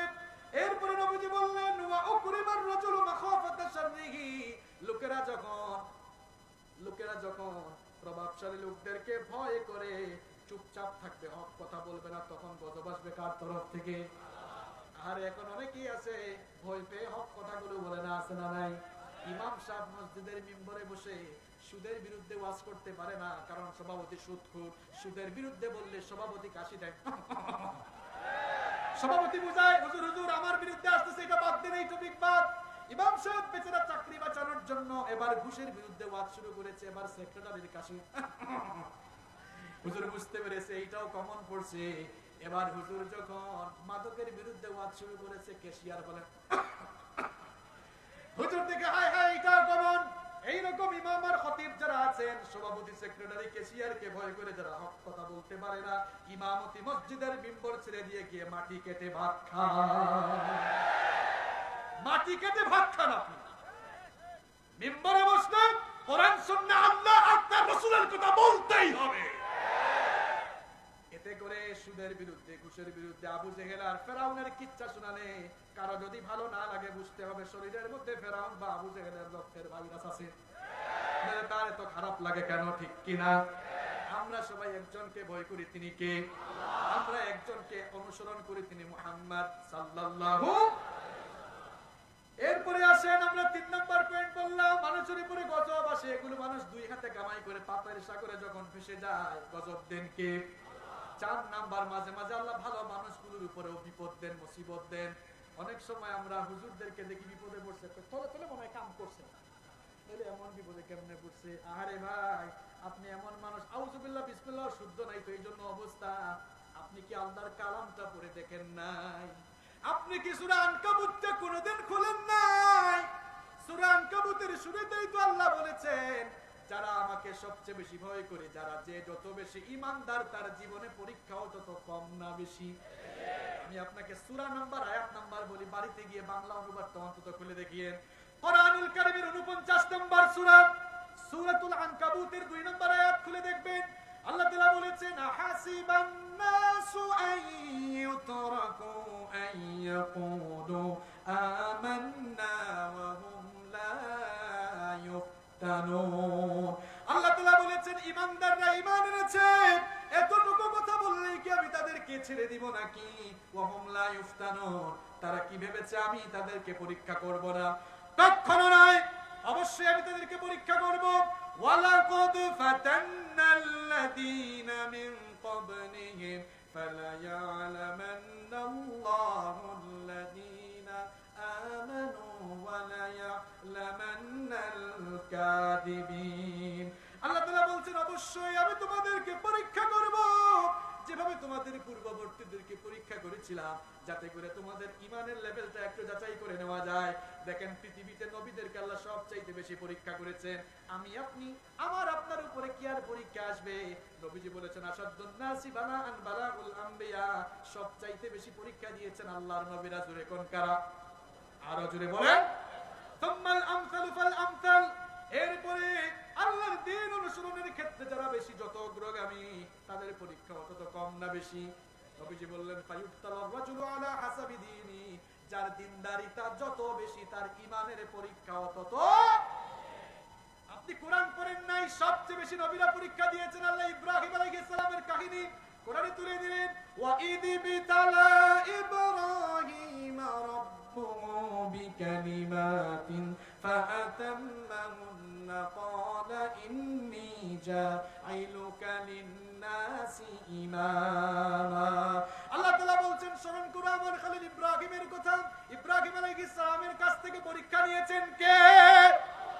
মাঝে মাঝে দেখা যায় কোরআনের মুফাসসিরদেরকেও পরীক্ষায় ফেলা হয়, দেখা যায় মাঝে মাঝে বেকায়দায় ফেলা হয়। অনেক বেকুব বলে মনে হয় লোকটা তলে তলে কিছু, তো নবীরা কি তলে তলে কিছু করছেন নাকি? নাউযু বিল্লাহি মিন যালিক। ইব্রাহিম আলাইহিস সালামকে আগুনের পরীক্ষা দিতে হয়েছে, নমরুদ আগুনের কুণ্ডলিতে ফেলেছে, কিন্তু আল্লাহ তাআলা তাকে হেফাজত করেছেন। আগুনের কুণ্ডলীকে নাতিশীতোষ্ণ করে দিয়ে ইব্রাহিম আলাইহিস সালামকে হেফাজত করেছেন কে? এরপরে নমরুদ ইব্রাহিম আলাইহিস সালামকে জেলের ভিতরে ঢুকিয়েছে। কত নবী যে জেলে ঢুকেছেন। অন্যদিকে মিশরে ইউসুফ আলাইহিস সালামকে 10 বছর জেল খাটানো হয়েছে। আজ দেখবেন অনেক আলেমদেরকে পৃথিবীর বিভিন্ন জায়গায় নানা রকমের অপবাদ দেওয়া হয়। আরে ভাই, এই অপবাদগুলো নতুন কোনো বিষয় নয়। যুগে যুগে আল্লাহর দ্বীন বিরোধীরা এমন কাজ করেছে, আর আমাদের শিক্ষা গ্রহণের জন্য ঘটনাগুলো কোরআনে তুলে দিয়েছেন কে? ইউসুফ আলাইহিস সালাম যেই ঘরে থাকতেন, সেই ঘরের মহিলা জুলাইখা ইউসুফ আলাইহিস সালামকে কাছে পাওয়ার জন্য ব্যাকুল হয়ে গেল। একদিন নির্জনে তার দাসীর মাধ্যমে একেবারে খাস কামরায় বেডরুমে নিয়ে আসলো। ইউসুফ আলাইহিস সালামকে কুপ্রস্তাব দিল। ইউসুফ আলাইহিস সালাম আল্লাহকে ভয় করে তিনি তালাবদ্ধ দরজার দিকে দৌড় দিলেন। সবগুলো দরজা খুলে দিলেন কে? শেষ দরজায় গিয়ে এবার জুলাইখা ইউসুফ আলাইহিস সালামের জামায় টান দিতে পেরেছে। দরজা খোলার পরে আজিজে মিশর এবার স্ত্রীর সামনে স্বামী, স্ত্রীর কুকর্ম ফাঁস হয়ে যাওয়ার পরে স্ত্রী বলতেছে, আজিজে মিশর, আপনার এই চাকর আমার ইজ্জত নষ্ট করতে চেয়েছে। এরপরে ইউসুফ আলাইহিস সালামকে ঘটনা অনেক লম্বা, ধর্ষণকারী বানায়া 10 বছর জেলের ভেতরে রাখা হয়েছে। আহারে, যুগের পর যুগ যারা কোরআনের দাওয়াত বিশ্বময় ছড়িয়ে দিয়েছে, আজ আমরাও কাফের মুশরিকদেরকে অনুসরণ করে ধর্ষণকারীর মতো অপবাদ দিয়া তাদেরকেও ঢুকায় রেখেছি। এই হচ্ছে অবস্থা। ইউসুফ আলাইহিস সালামকে জুলাইখা ধর্ষণকারী বানানো, অন্যদিকে দেখেন ইব্রাহিম নবীকে নমরুদ জেলখানার ভেতরে ঢুকালো। এই যে যার ঈমান যত বেশি তার পরীক্ষা হতো। তো আল্লাহ কোরআনে বলেছেন, ঈমান তোমার যত বেশি আমার তরফ থেকে তোমার জন্য পরীক্ষাও কম না বেশি? তো আপনারা বলেন তো, এই যে এইচএসসি পরীক্ষা আজ থেকে শুরু হয়েছে, ভালো ছাত্র পরীক্ষা যখন ভালো করে দিবে তার মর্যাদা, তার যে রেজাল্ট হবে, রেজাল্টের মাধ্যমে মর্যাদা বাড়বে না কমবে? তাহলে পরীক্ষা দিলে ইমানদারের মর্যাদা বাড়ে না কমে? আরো জোরে বলেন। তাহলে 4 নাম্বার পয়েন্ট পেলাম, ইমানদারদেরকে আল্লাহ মাঝে মাঝে পরীক্ষায় ফেলেন। আল্লাহ যাকে যত বেশি ভালোবাসেন তাকে বিপদ মুসিবতে ফেলেন কম না? এরপরে 5 নাম্বার পয়েন্ট, বাবার বিরক্ত হচ্ছে, শেষ দিকে চলে আসে। 5 নাম্বার পয়েন্ট, মানুষ যখন আল্লাহর দ্বীনের দাওয়াতি কাজ বন্ধ করবে, জিহাদ ফি সাবিলিল্লাহ থেকে হাত পা গুটিয়ে নিবে, গজব দিবেন কে? ছোট্ট একটা ঘটনা আপনাদেরকে শোনাবো, মনোযোগ আছে না গেছে? খুব সুন্দর ঘটনা, একটু আগেই বলেছি। মুসা নবীর উম্মত, এরা কোন জাতি? বনি ইসরাইল। কোন জাতি? বনি ইসরাইল জাতিকে সাগর পার করে দিয়েছেন কে? আর সাগরের মধ্যে ফেরাউন তার দলবল সহ ডুবিয়ে মেরেছেন কে? সাগর পাড়ি দেওয়ার পর ঘটনা আপনারা অনেকে জানেন না। এরপরে কি হয়েছিল অনেকে আপনারা জানেন না। মুসা আলাইহিস সালামকে আল্লাহ আদেশ দিয়েছিলেন, মুসা তুমি তোমার উম্মতদেরকে নিয়ে আল আরদুল মুকাদ্দাসা, কোরআনে আল্লাহ বলেছেন আল আরদুল মুকাদ্দাসা, অর্থাৎ পবিত্র ভূমি সিরিয়া সহ বাইতুল মুকাদ্দাস সহ যে অঞ্চল, ওই অঞ্চল তুমি অভিযানে যাও। আমি ওয়াদা দিচ্ছি আমি তোমাদেরকে এই জিহাদে মদদ দান করব। সুবহানাল্লাহ। এই জাতি কিছুক্ষণ আগেই আল্লাহর কুদরত দেখেছে। তাদের হাতে অস্ত্র নাই, কিছুই নাই। ফেরাউনের বাহিনীকে একেবারে শেষ করে দিয়ে এদেরকে বাঁচালেন কে? তখন মুসা আলাইহিস সালামকে এরা বলল, মুসা আমরা কিভাবে বিজয়ী হব এদের বিরুদ্ধে? আমালেকার সম্প্রদায় তখন গোটা সিরিয়া শাসন করত। মুসা আলাইহিস সালাম বললেন, তো ভয় পাচ্ছ কেন? আল্লাহ তো বলেছেনই আমাদেরকে বিজয়ী দিবেন। সুবহানাল্লাহ। গেল এরা যুদ্ধের ময়দানে গিয়ে তারা বলল, মুসা যুদ্ধ করতে পারবো না, এদের যে বিশাল বিশাল অস্ত্র দেখা যায়, এরা আমাদেরকে মনে হয় মেরে ফেলবে। ইযহাব আনতা ওয়া রাব্বুকা ফাকাতিলা ইন্না হাহুনা কাঈদুন। তুমি এক কাজ করো, তুমি আর তোমার আল্লাহ গিয়ে যুদ্ধ করো, আমরা দাঁড়িয়ে দাঁড়িয়ে বসে বসে এই কাজ কারবার দেখি। নাউযুবিল্লাহি। আল্লাহ তাআলা তাদের এই আচরণে আল্লাহ তাআলা কিছুটা ক্রোধান্বিত হয়ে গেলেন, গজব দিলেন। 3 প্রান্তরে তাদেরকে 40 বছর উন্মুক্ত কারাগারে আল্লাহ বন্দী করে রাখলেন। আল্লাহু আকবার। 3 প্রান্তরে 40 বছর, কোনো দেয়াল ছিল না, উন্মুক্ত কারাগার। গজবটা ছিল এমন, সকালবেলা তারা মিশরের দিকে হাঁটা শুরু করত, সন্ধ্যাবেলায় দেখতো যেখান থেকে হাঁটা শুরু করছে ওখানেই তারা। এখানে তাদের কাছে যে খাবার দাবার ছিল, খাবার দাবার ফুরিয়ে গেছে, পানি ছিল, পানিও ফুরিয়ে গেছে। মরুভূমিতে এবার পানি খাবার কই পাবে? দেখেন আল্লাহর অবাধ্যতার পরেও এদের উপর দয়া করলেন কে? মুসা আলাইহিস সালাম বললেন, নবী গো, আল্লাহ গো, আমার উম্মত তো এখন পানি না পাইয়া মরে যাবে একেবারে, আল্লাহ একটু পানির ব্যবস্থা করে দেন না। আল্লাহ তাআলা বললেন মুসা তোমার লাঠি দিয়ে পাথরে আঘাত করো। মুসা আলাইহিস সালাম লাঠি দিয়ে পাথরে আঘাত করলেন, পাথর থেকে 12টি ঝর্ণা আল্লাহ উচ্চারিত করে দিলেন। এবার উম্মত পানি খায়, পানি পান করে, শুধু পানি খাইলেই হবে না, খাবারের দরকার আছে। মুসা আলাইহিস সালাম বলেন আল্লাহ খাবারও তো লাগবে। আল্লাহ তাআলা বলেন অসুবিধা নাই, এখানে ফসল ফলাইতে হবে না, কৃষি কাজও করা লাগবে না, আসমান থেকে তোমার উম্মতের জন্য আমি মান্না সালওয়া পাঠাবো। সুবহানাল্লাহ। দেখেন ওই যে একটা কথা আছে না, সুখে থাকতে ভূতে কি সুখ রে ভাই। আসমান থেকে আল্লাহ আসমানি খাবার পাঠায়, কোনো কাজ কারবার নাই, শুধু বসে বসে খাচ্ছে। কিছুদিন খাইয়া কয় মুসা এক খাবার কয়দিন খাইবো, ভাল লাগে না। তুমি আল্লাহকে বলো জমিন থেকে হয় এমন খাবার দাবার, যেমন আর আবার যেমনও বলে দিচ্ছে, যেমন গম, তরি তরকারি, পেঁয়াজ, রসুন, এরকম খাবার দাবার হইলে আমাদের ভালো লাগে। মুসা আলাইহিস সালাম আল্লাহর কাছে জানালেন, আল্লাহ তাআলা তো জানেন। আল্লাহ বলেন মুসা বলে এমনি এমনি পাবা না, ওই আমার আদেশ বলো মানতে, বলো এই নগরীতে ঢুকতে, এই নগরীতে ঢুকলে এই ব্যবস্থা আমি করে দেবো। ওই নগরী কোন নগরী? পবিত্র নগরী বাইতুল মুকাদ্দাস। তারা ঢুকলো। আল্লাহ বললেন ঢোকার সময় বিজয়টা হেতু আমি তোমাদেরকে দিয়েছি, দুইটা কাজ করবে। কয়টা? কয়টা? দেখেন এই ঘটনা আল্লাহ সূরা বাকারার 58 নম্বর আয়াতে তুলেছেন। আল্লাহ বললেন ওয়াইদ কুলনা দুখুলু হাযিহিল ক্বরয়াতা ফাকুলু মিনহা হাইথু শি'তুম রাগাদান ওয়াদখুলুল বাবা সুজ্জাদান ওয়াকুলু হিত্তাতুন নাগফির লাকুম খাতায়াকুম ওয়াসানাজিদুল মুহসিনিন। আল্লাহ বলছেন স্মরণ করো যখন আমি এদেরকে বললাম এই নগরীতে ঢুকো, যেহেতু আমি তোমাদেরকে এই নগরীর বিজয়ের বরকত দিয়েছি, সুতরাং দুইটা কাজ করবা। কয়টা? এক নম্বর আল্লাহ বললেন যখন ঢুকবা এই নগরীর গেট দিয়ে ঢোকার সময় যেহেতু বিজয়টা আমি দিয়েছি, আমাকে সাজদা দিবা। কাকে সাজদা দিবা? এখন দেখেন এই ঘাটতেরা জাতি কি করলো, এরা ঢোকার সময় মাথা নত করে সেজদা না করে, আমাকে দেখা যাচ্ছে তো, তারা সাজদা না দিয়ে এমনে ঢুকছে, পিঠটাকে পেছন দিকে দিয়া এমনে ঢুকছে। দেখতেছেন এমনে, মানে মাথাটা নত করে নেই। আল্লাহ বলেন সাজদা দে, প্রথম আইন দেই তারা অমান্য করলো।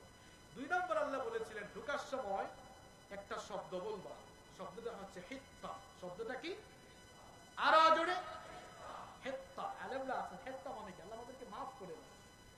এখন এই ঘাটতারা যদি কয় হিত্তা না, এই একটা নুন লাগাই দিছে ওখানে, কয় হিন্তা।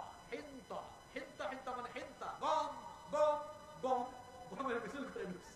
আল্লাহ বলেন সাজদা দে, সাজদা না দিয়ে এমনে ঢুকছে, মাথাটাকে বাঁকা করে, পিঠ বাঁকা করে, নথনা পিছন দিক দিয়ে এমনে ঢুকছে। আল্লাহ বলেন বল হিত্তা, মাফ চা, কয় হিন্তা হিন্তা গন্ধ। আল্লাহ এমন বেজার হলেন, মহামারী দিয়ে সবগুলাকে আল্লাহ ধ্বংস করে দিলেন। আল্লাহু আকবার। এই ঘটনাটা শোনাইলাম আপনাদেরকে মজা দেওয়ার জন্য। আল্লাহর বিধান যখন মানুষ এভাবে অমান্য করে, জিহাদ, অনেকে আবার জিহাদ শুনলেই মনে করে মারামারি কাটাকাটি। না, জিহাদ আর সন্ত্রাস এক জিনিস নয়। বোমাবাজি করা, সন্ত্রাসবাদী করা, এগুলোর সাথে ইসলামের কোনো সম্পর্ক নাই। যারা বোমাবাজি, সন্ত্রাসবাদী মানুষ খুন করে, এরা ইসলামের দুশমন, মানবতারও দুশমন।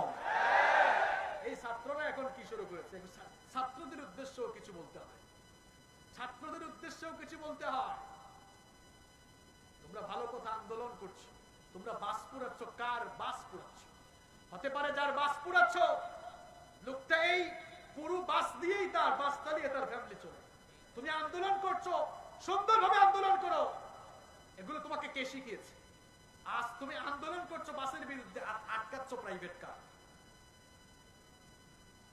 সয়াবিন তেলের দাম বেড়েছে, বিভিন্ন জিনিসের দাম বেড়েছে, এগুলো নিয়ে এত আন্দোলন করো না। তুমি আন্দোলন করছো, এখন বলবেন হুজুর এটা আপনি কেমন কথা বললেন, প্রধানমন্ত্রীও তো মেনে নিয়েছে। আচ্ছা ভাই, আপনি ছাত্র হইছেন, ফুল ভাড়া আপনি দিতে পারেন না, ফুল ভাড়া আপনি দিতে পারেন না, আপনি পড়াশোনা করছেন, আপনার কাছ থেকে যদি কম নেয় বাসওয়ালা চলবে কেমন? আপনার তো হিসাব করা দরকার এগুলো।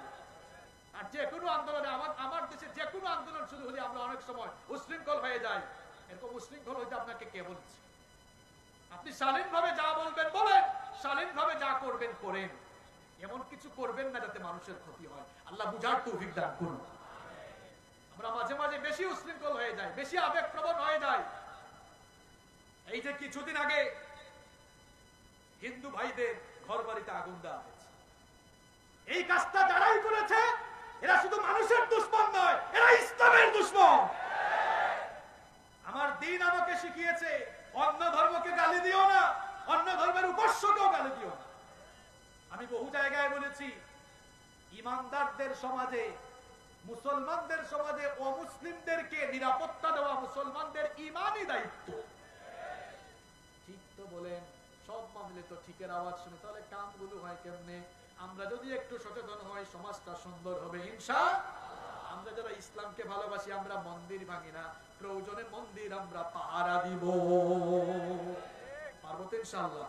সাম্প্রদায়িক সম্প্রীতির বন্ধন আমরা নষ্ট হতে দিব, আমরা সবাই ভাই ভাই হয়ে চলবো, পারবো তো ইনশাআল্লাহ। যে যার ধর্ম পালন করুক, আমাদের কোনো অসুবিধা। আমার দেশে রোজা পূজা একসাথে হয়, কোনো অসুবিধা আছে নাকি? আমার হিন্দু ভাইরা তাদের উৎসব করবে, তাদের ইবাদত করবে, আমরা আমাদের ইবাদত করব, তাদেরটা তাদের, আমাদেরটা কোনো ঠেলা ঠেলি আমরা করব। আল্লাহ বুঝার তৌফিক দান করুন। তো বলছিলাম, জিহাদ আর সন্ত্রাস এক জিনিস নয়। জিহাদ পবিত্র শব্দ। এই যে আমি বক্তব্য দিচ্ছি, আপনাদেরকে কোরআনের মানে শোনাচ্ছি, এটাও জিহাদ। আপনি যদি নামাজে যান, এটাও জিহাদ। জিহাদ মানে কি? জিহাদ আরবি শব্দ, এটা জুহদুন মূল ধাতু থেকে এসেছে। এর অর্থ হচ্ছে চেষ্টা সাধনা করা। আল্লাহর দ্বীনের পক্ষে থাকার জন্য, দ্বীনের উপরে থাকার জন্য চেষ্টা চালানোর নামই হচ্ছে। দেখছেন কত সহজ শব্দটা আমরা বুঝলাম না? জিহাদ মানে মারামারি কাটাকাটি নয়। ইসলামী রাষ্ট্রে ইসলামী নেতার আহ্বানে যেখানে যুদ্ধ বিগ্রহ হয়, ওটা হচ্ছে জিহাদের লাস্ট স্টেপ। এটাকে ফার্স্ট স্টেপে আনা যাবে। নামাজ পড়ছেন, এটাও জিহাদ। আপনি সত্য কথা বলছেন, এটাও জিহাদ। শয়তানকে প্ররোচনা না দিয়ে যত ভালো কাজ করেন, সব জিহাদের অন্তর্ভুক্ত। জিহাদ আর সন্ত্রাস এক জিনিস নয়। জিহাদ এসেছে সন্ত্রাসকে নির্মূল করার জন্য। নাম্বার 6, মানুষের উপরে মুসিবত আসার 6 নাম্বার কারণ হলো, মানুষ যখন হক কথা বলা, হক কাজ করা বন্ধ করে দিবে, অন্যায় জুলুম দেখে চুপ থাকবে, ওই সমাজের উপরে গজব দিবেন কে? রব্বুল আলামিন কোরআনে বলেছেন, ওয়াত্তাকু ফিতনাতান লা তুসিবান্নাল্লাযীনা যালামু মিনকুম খাসসা ওয়া'লামু আন্নাল্লাহা শাদীদুল ইকাব। আল্লাহ তাআলা বলছেন, সতর্ক থাকো, সাবধান থাকো সেই মুসিবত থেকে, যে মুসিবত শুধুমাত্র মুসিবতের কারণ যারা তাদের উপরে আসবে না, যারা অন্যায় জুলুম দেখে চুপ থাকবে তাদের উপরেও গজব আসবে। দুইটা ঘটনা বলে আজকের আলোচনা শেষ করব। কয়টা ঘটনা? দুইটা ঘটনা, একটা কোরআন থেকে আর একটা হাদিস থেকে। একটা ঘটনা কোরআন থেকে শোনাই। দেখেন, অন্যায় দেখে চুপ থাকলে কেমনে আপনি ভালো মানুষ হব, আপনি কেমনে বিপদে পড়বেন, শুনেন কোরআন থেকে শোনাই। ওয়ালাকাদ আলিমতুমুল্লাযীনা আ'তাদাউ মিনকুম ফিস সাবতি ফাকুলনা লাহুম কুনু কিরাদাতান খাসিঈন। শনিবারের ঘটনা তোমাদের জানা আছে, শনিবারের ঘটনা জানা আছে। শনিবারের আইন অমান্য করার কারণে আমি 70,000 লোককে বানর বানিয়েছিলাম। এবার সংক্ষেপে বলি, আমাদের সাপ্তাহিক ইবাদতের দিন জুমাবার। কি বার বলেন না ভাই একটু? কি বার? দাউদ আলাইহিস সালামের সময়ে শনিবারের দিন ছিল তাদের সাপ্তাহিক ইবাদতের দিন। শনিবারের দিনে মাছ ধরা নিষিদ্ধ ছিল। কার তরফ থেকে? আল্লাহর তরফকে অমান্য করে কিছু ইহুদিরা অপকৌশল করে মাছ খাইলো না, আটকায় রাখলো। তারা বলল, অসুবিধা কি? আল্লাহ বলছেন, মাছ না ধরতে না খাইতে, আমরা ধরবো না খাইবো না। বেড়া দিয়া আইল, আপনাদের গাজীপুরে কি বলে, আইল দিয়া মাছ আটকাবো, রবিবারে ধরে ধরে মজা করে খাবো। এক শ্রেণীর মানুষ সরাসরি আল্লাহর আইন অমান্য করে, এরা মাছ কলা কৌশল করে আটকালো। 2 নাম্বার এক শ্রেণী এই ঘটনাটা সচক্ষে দেখলো, দেখে তারা চুপচাপ থাকলো, বললো, ভাইরে আমরা এই পাপে নাই, আল্লাহ নিষেধ করছেন, আমরা এটা করবো না। আর যারা করলো এদেরকে বাধাও। কয় নাম্বার শ্রেণী? 3 নাম্বার শ্রেণীর লোকেরা, এরা মাছ কলা কৌশল করে আটকায় নাই, খায় নাই, কিন্তু এই কাজ কারবার যারা করছে এদের কাছে গিয়ে বললো, ভাই আল্লাহ তো নিষেধ করেছেন, খবরদারে ভাই এই কাজটা করিও। তারা খায় নাই কিন্তু নিষেধ করেছে, 3 নাম্বার। আর 2 নাম্বার খায়ও নাই, নিষেধও। 1 নাম্বার এরা কলা কৌশল করে আটকিয়েছে। গজব যখন আসলো, ওই 3 নাম্বার শ্রেণীকে গজব থেকে বাঁচানো হলো। কারা? যারা খায় নাই কিন্তু বাধা দিয়েছে। আর বাদ বাকি আরেক শ্রেণীর বুজুর্গ যারা খায় নাই, বাধাও দেয় নাই, এদেরকে শুদ্ধা যারা অন্যায় করেছে, বনি ইসরাইলের 70,000 ইহুদিকে আল্লাহ বানর বানিয়ে দিয়েছে। এই ঘটনা থেকে আপনি কি বুঝলেন? আপনি বুজুর্গ তসবিহ টিপেন, খুব নামাজ রোজা করেন, আপনার সমাজে না হক চলে, জুলুম চলে, অন্যায় চলে, আপনি যদি সেই জুলুমের বিরুদ্ধে অন্তত কথা না বলেন, গজব আসলে গজবে আপনার মতো বুজুর্গও করবে। আস-সাকিতু আনিল হাক্কি ফাহুয়া শাইতানুল আখরাস। নবীজি বলেছেন, হক থেকে যে চুপ থাকবে ওইটা বুবা শয়তান। 2 নাম্বার ঘটনা হাদিস থেকে, বুখারী শরীফের হাদিস। নবীজি বলেছেন, অন্যায় দেখে যারা চুপচাপ থাকে এদের উদাহরণ হচ্ছে 2 তলা বিশিষ্ট জাহাজের যাত্রীর মতো। কয় তলা? আরো জোরে, আরো জোরে। 2 তলা বিশিষ্ট জাহাজের যাত্রী। নিচের তলার যাত্রীরা পানি আনার জন্য মাঝে মাঝে উপরের তলায় যায়। উপরের তলার লোকরা একদিন বিরক্ত হয়ে বলে, এই তোরা যে বারবার পানি নেওয়ার জন্য উপরে আসিস, আমাদের বিরক্ত লাগে, এত বেশি আসিস না, কম আসিস। নিচের তলার লোকরা বললো, ভাই রে, সামান্য একটু পানি নিতে আসি, এতেই তোমাদের এত অধৈর্য, এত বিরক্ত লাগে। ঠিক আছে যাও, পানির দরকার হলে এবার জাহাজ ফুটা করে পানি নিব। এই পাগলারা যদি এবার জাহাজ ফুটা শুরু করে, জাহাজ ছিদ্র করা শুরু করে, আর উপরের তলার পাগলারা যদি বাধা না দেয়, তাহলে জাহাজ ডুবলে শুধু কি নিচের তলার তারাও ডুববে, নাকি উপরের তলার তারাও ডুববে? তাহলে কি বুঝতেন? নবীজি কি সুন্দর উদাহরণ দিলেন। আপনি বুজুর্গগুলি দেখাবেন, নিজের ইবাদত নিজে করবেন, সমাজে অন্যায় চলবে, জুলুম চলবে, অন্তত যদি আপনি হকের পক্ষে কথা না বলেন, আল্লাহর গজব থেকে বাঁচতে পারবেন না। মুসিবত আসার কারণ কয়টা? এই 6টার ভিতরে সব ঢুকছে। এবার মুসিবত থেকে পরিত্রাণ পাওয়ার কারণ 4টা বলবো 4 মিনিটে, এরপরে মুনাজাত হবে ইনশাআল্লাহ। 1 নাম্বার, মুসিবত থেকে আপনি বাঁচতে হলে সবর করতে হবে। কি করতে হবে? সবর। আমি আর ব্যাখ্যা করব না, সময়ের অভাব। 2 নাম্বার হচ্ছে, আপনি দেখেন সবরের নমুনা ইউনূস আলাইহিস সালামের ঘটনা আপনারা অনেকে জানেন। মাছের পেটে চলে গেলেন। কোন কোন বর্ণনায় এসেছে ত্রিবিধি অন্ধকারে তিনি পড়েছিলেন। 1 নম্বর অন্ধকার রাতের অন্ধকার, 2 নম্বর অন্ধকার হলো সমুদ্রের অন্ধকার, 3 নম্বর অন্ধকার হলো মাছের পেটের ভেতরের অন্ধকার। ত্রিবিধি অন্ধকারে নিপতিত হয়ে তিনি সবর করে আর দোয়া করলেন কার কাছে? তিনি বলেছিলেন, লা ইলাহা ইল্লা আনতা সুবহানাকা ইন্নী কুনতু মিনাজ জালিমিন। আল্লাহ, তুমি ছাড়া ইলাহ নাই, আমি জুলুম করে ফেলেছি নিজের উপরে, আমাকে তুমি হেফাজত করো। ইউনূস আলাইহিস সালামের ফরিয়াদের জবাব দিয়েছেন কে? আল্লাহ তাআলা বললেন, ফাস্তাজাবনা লাহু ওয়া নাজ্জাইনাহু মিনাল গাম্মি ওয়া কাযালিকা নুনজিল মুমিনিন। আমার ইউনূসের ডাকের জবাব দিলাম, তাকে বিপদ থেকে বাঁচালাম। ওয়াকাদালিকা, এইভাবে করে মুমিনরা বিপদে পড়ে আমাকে ডাকলে নুনজিল মুমিনিন, মুমিনদেরকে আমি বাঁচিয়ে দেব। সুবহানাল্লাহ। 1 নাম্বার সবর করবেন। 2 নাম্বার তাওয়াক্কুল করতে হবে কার উপরে? 3 নাম্বার দোয়া করতে হবে কার কাছে? দোয়া শিখিয়েছেন, আল্লাহ বলেছেন, ইন্না লিল্লাহি ওয়া ইন্না ইলাইহি রাজিউন। আল্লাযীনা ইযা আসাবাতহুম মুসিবা, সবরকারী তারা যারা মুসিবতে পড়লে পড়ে, ইন্না লিল্লাহি ওয়া ইন্না ইলাইহি। আমার দেশে এই দোয়াকে বানাইছে মানুষ মরার দোয়া, কিন্তু এটা হচ্ছে মুসিবতে পড়লে এই দোয়া। আবার অনেক দোয়া আছে, ইউনূস নবীর দোয়া পড়তে পারেন। আবার নবীজি শিখিয়েছেন সকাল সন্ধ্যায় এই দোয়া পাঠ করো। সকালে 3 বার, না পারলে অন্তত সকালে 3 বার, বিকালে 3 বার এই দোয়া করো। তাহলে তোমাকে দিনে রাতে বিপদ থেকে যিনি বাঁচাবেন তিনি কে? দোয়াটা হলো, সবাই আপনারা পারলে আমার সাথে বলেন, বিসমিল্লাহিল্লাযী লা ইয়াদুররু মা ইসমিহি শাইউন ফিল আরদি ওয়ালা ফিস সামাই ওয়া হুয়াস সামিউল আলীম। তো পড়তে পারবেন? বলেন বিসমিল্লাহিল্লাযী। সবাই জবানটা খুলেন, ঠোঁটটা নাড়ান, বলেন বিসমিল্লাহিল্লাযী। আরেকটু মহব্বতে বলেন বিসমিল্লাহিল্লাযী লা ইয়াদুররু মা ইসমিহি শাইউন ফিল আরদি ওয়ালা ফিস সামাই ওয়া হুয়াস সামিউল আলীম। এই দোয়া সকালে 3 বার, বিকালে 3 বার পড়তে পারবেন তো? নবীজি বলেছেন সকালে 3 বার, বিকালে 3 বার দোয়াটা পাঠ করো, দিন রাতের সমস্ত মুসিবত থেকে বাঁচাবেন কে? 4 নাম্বার, বেশি বেশি তাওবা ইস্তিগফার করো। নবীজি বলেছেন, মান লাজিমাল ইস্তিগফার জাআলাল্লাহু মিন কুল্লি দিকিন মাখরাজা ওয়া মিন কুল্লি হাম্মিন ফারাজা ওয়া রাযাকাহু মিন হাইতু লা ইয়াহতাসিব। যারা বেশি বেশি তাওবা ইস্তিগফার করে, তাওবা ইস্তিগফারের সাথে লেগে থাকে, আল্লাহ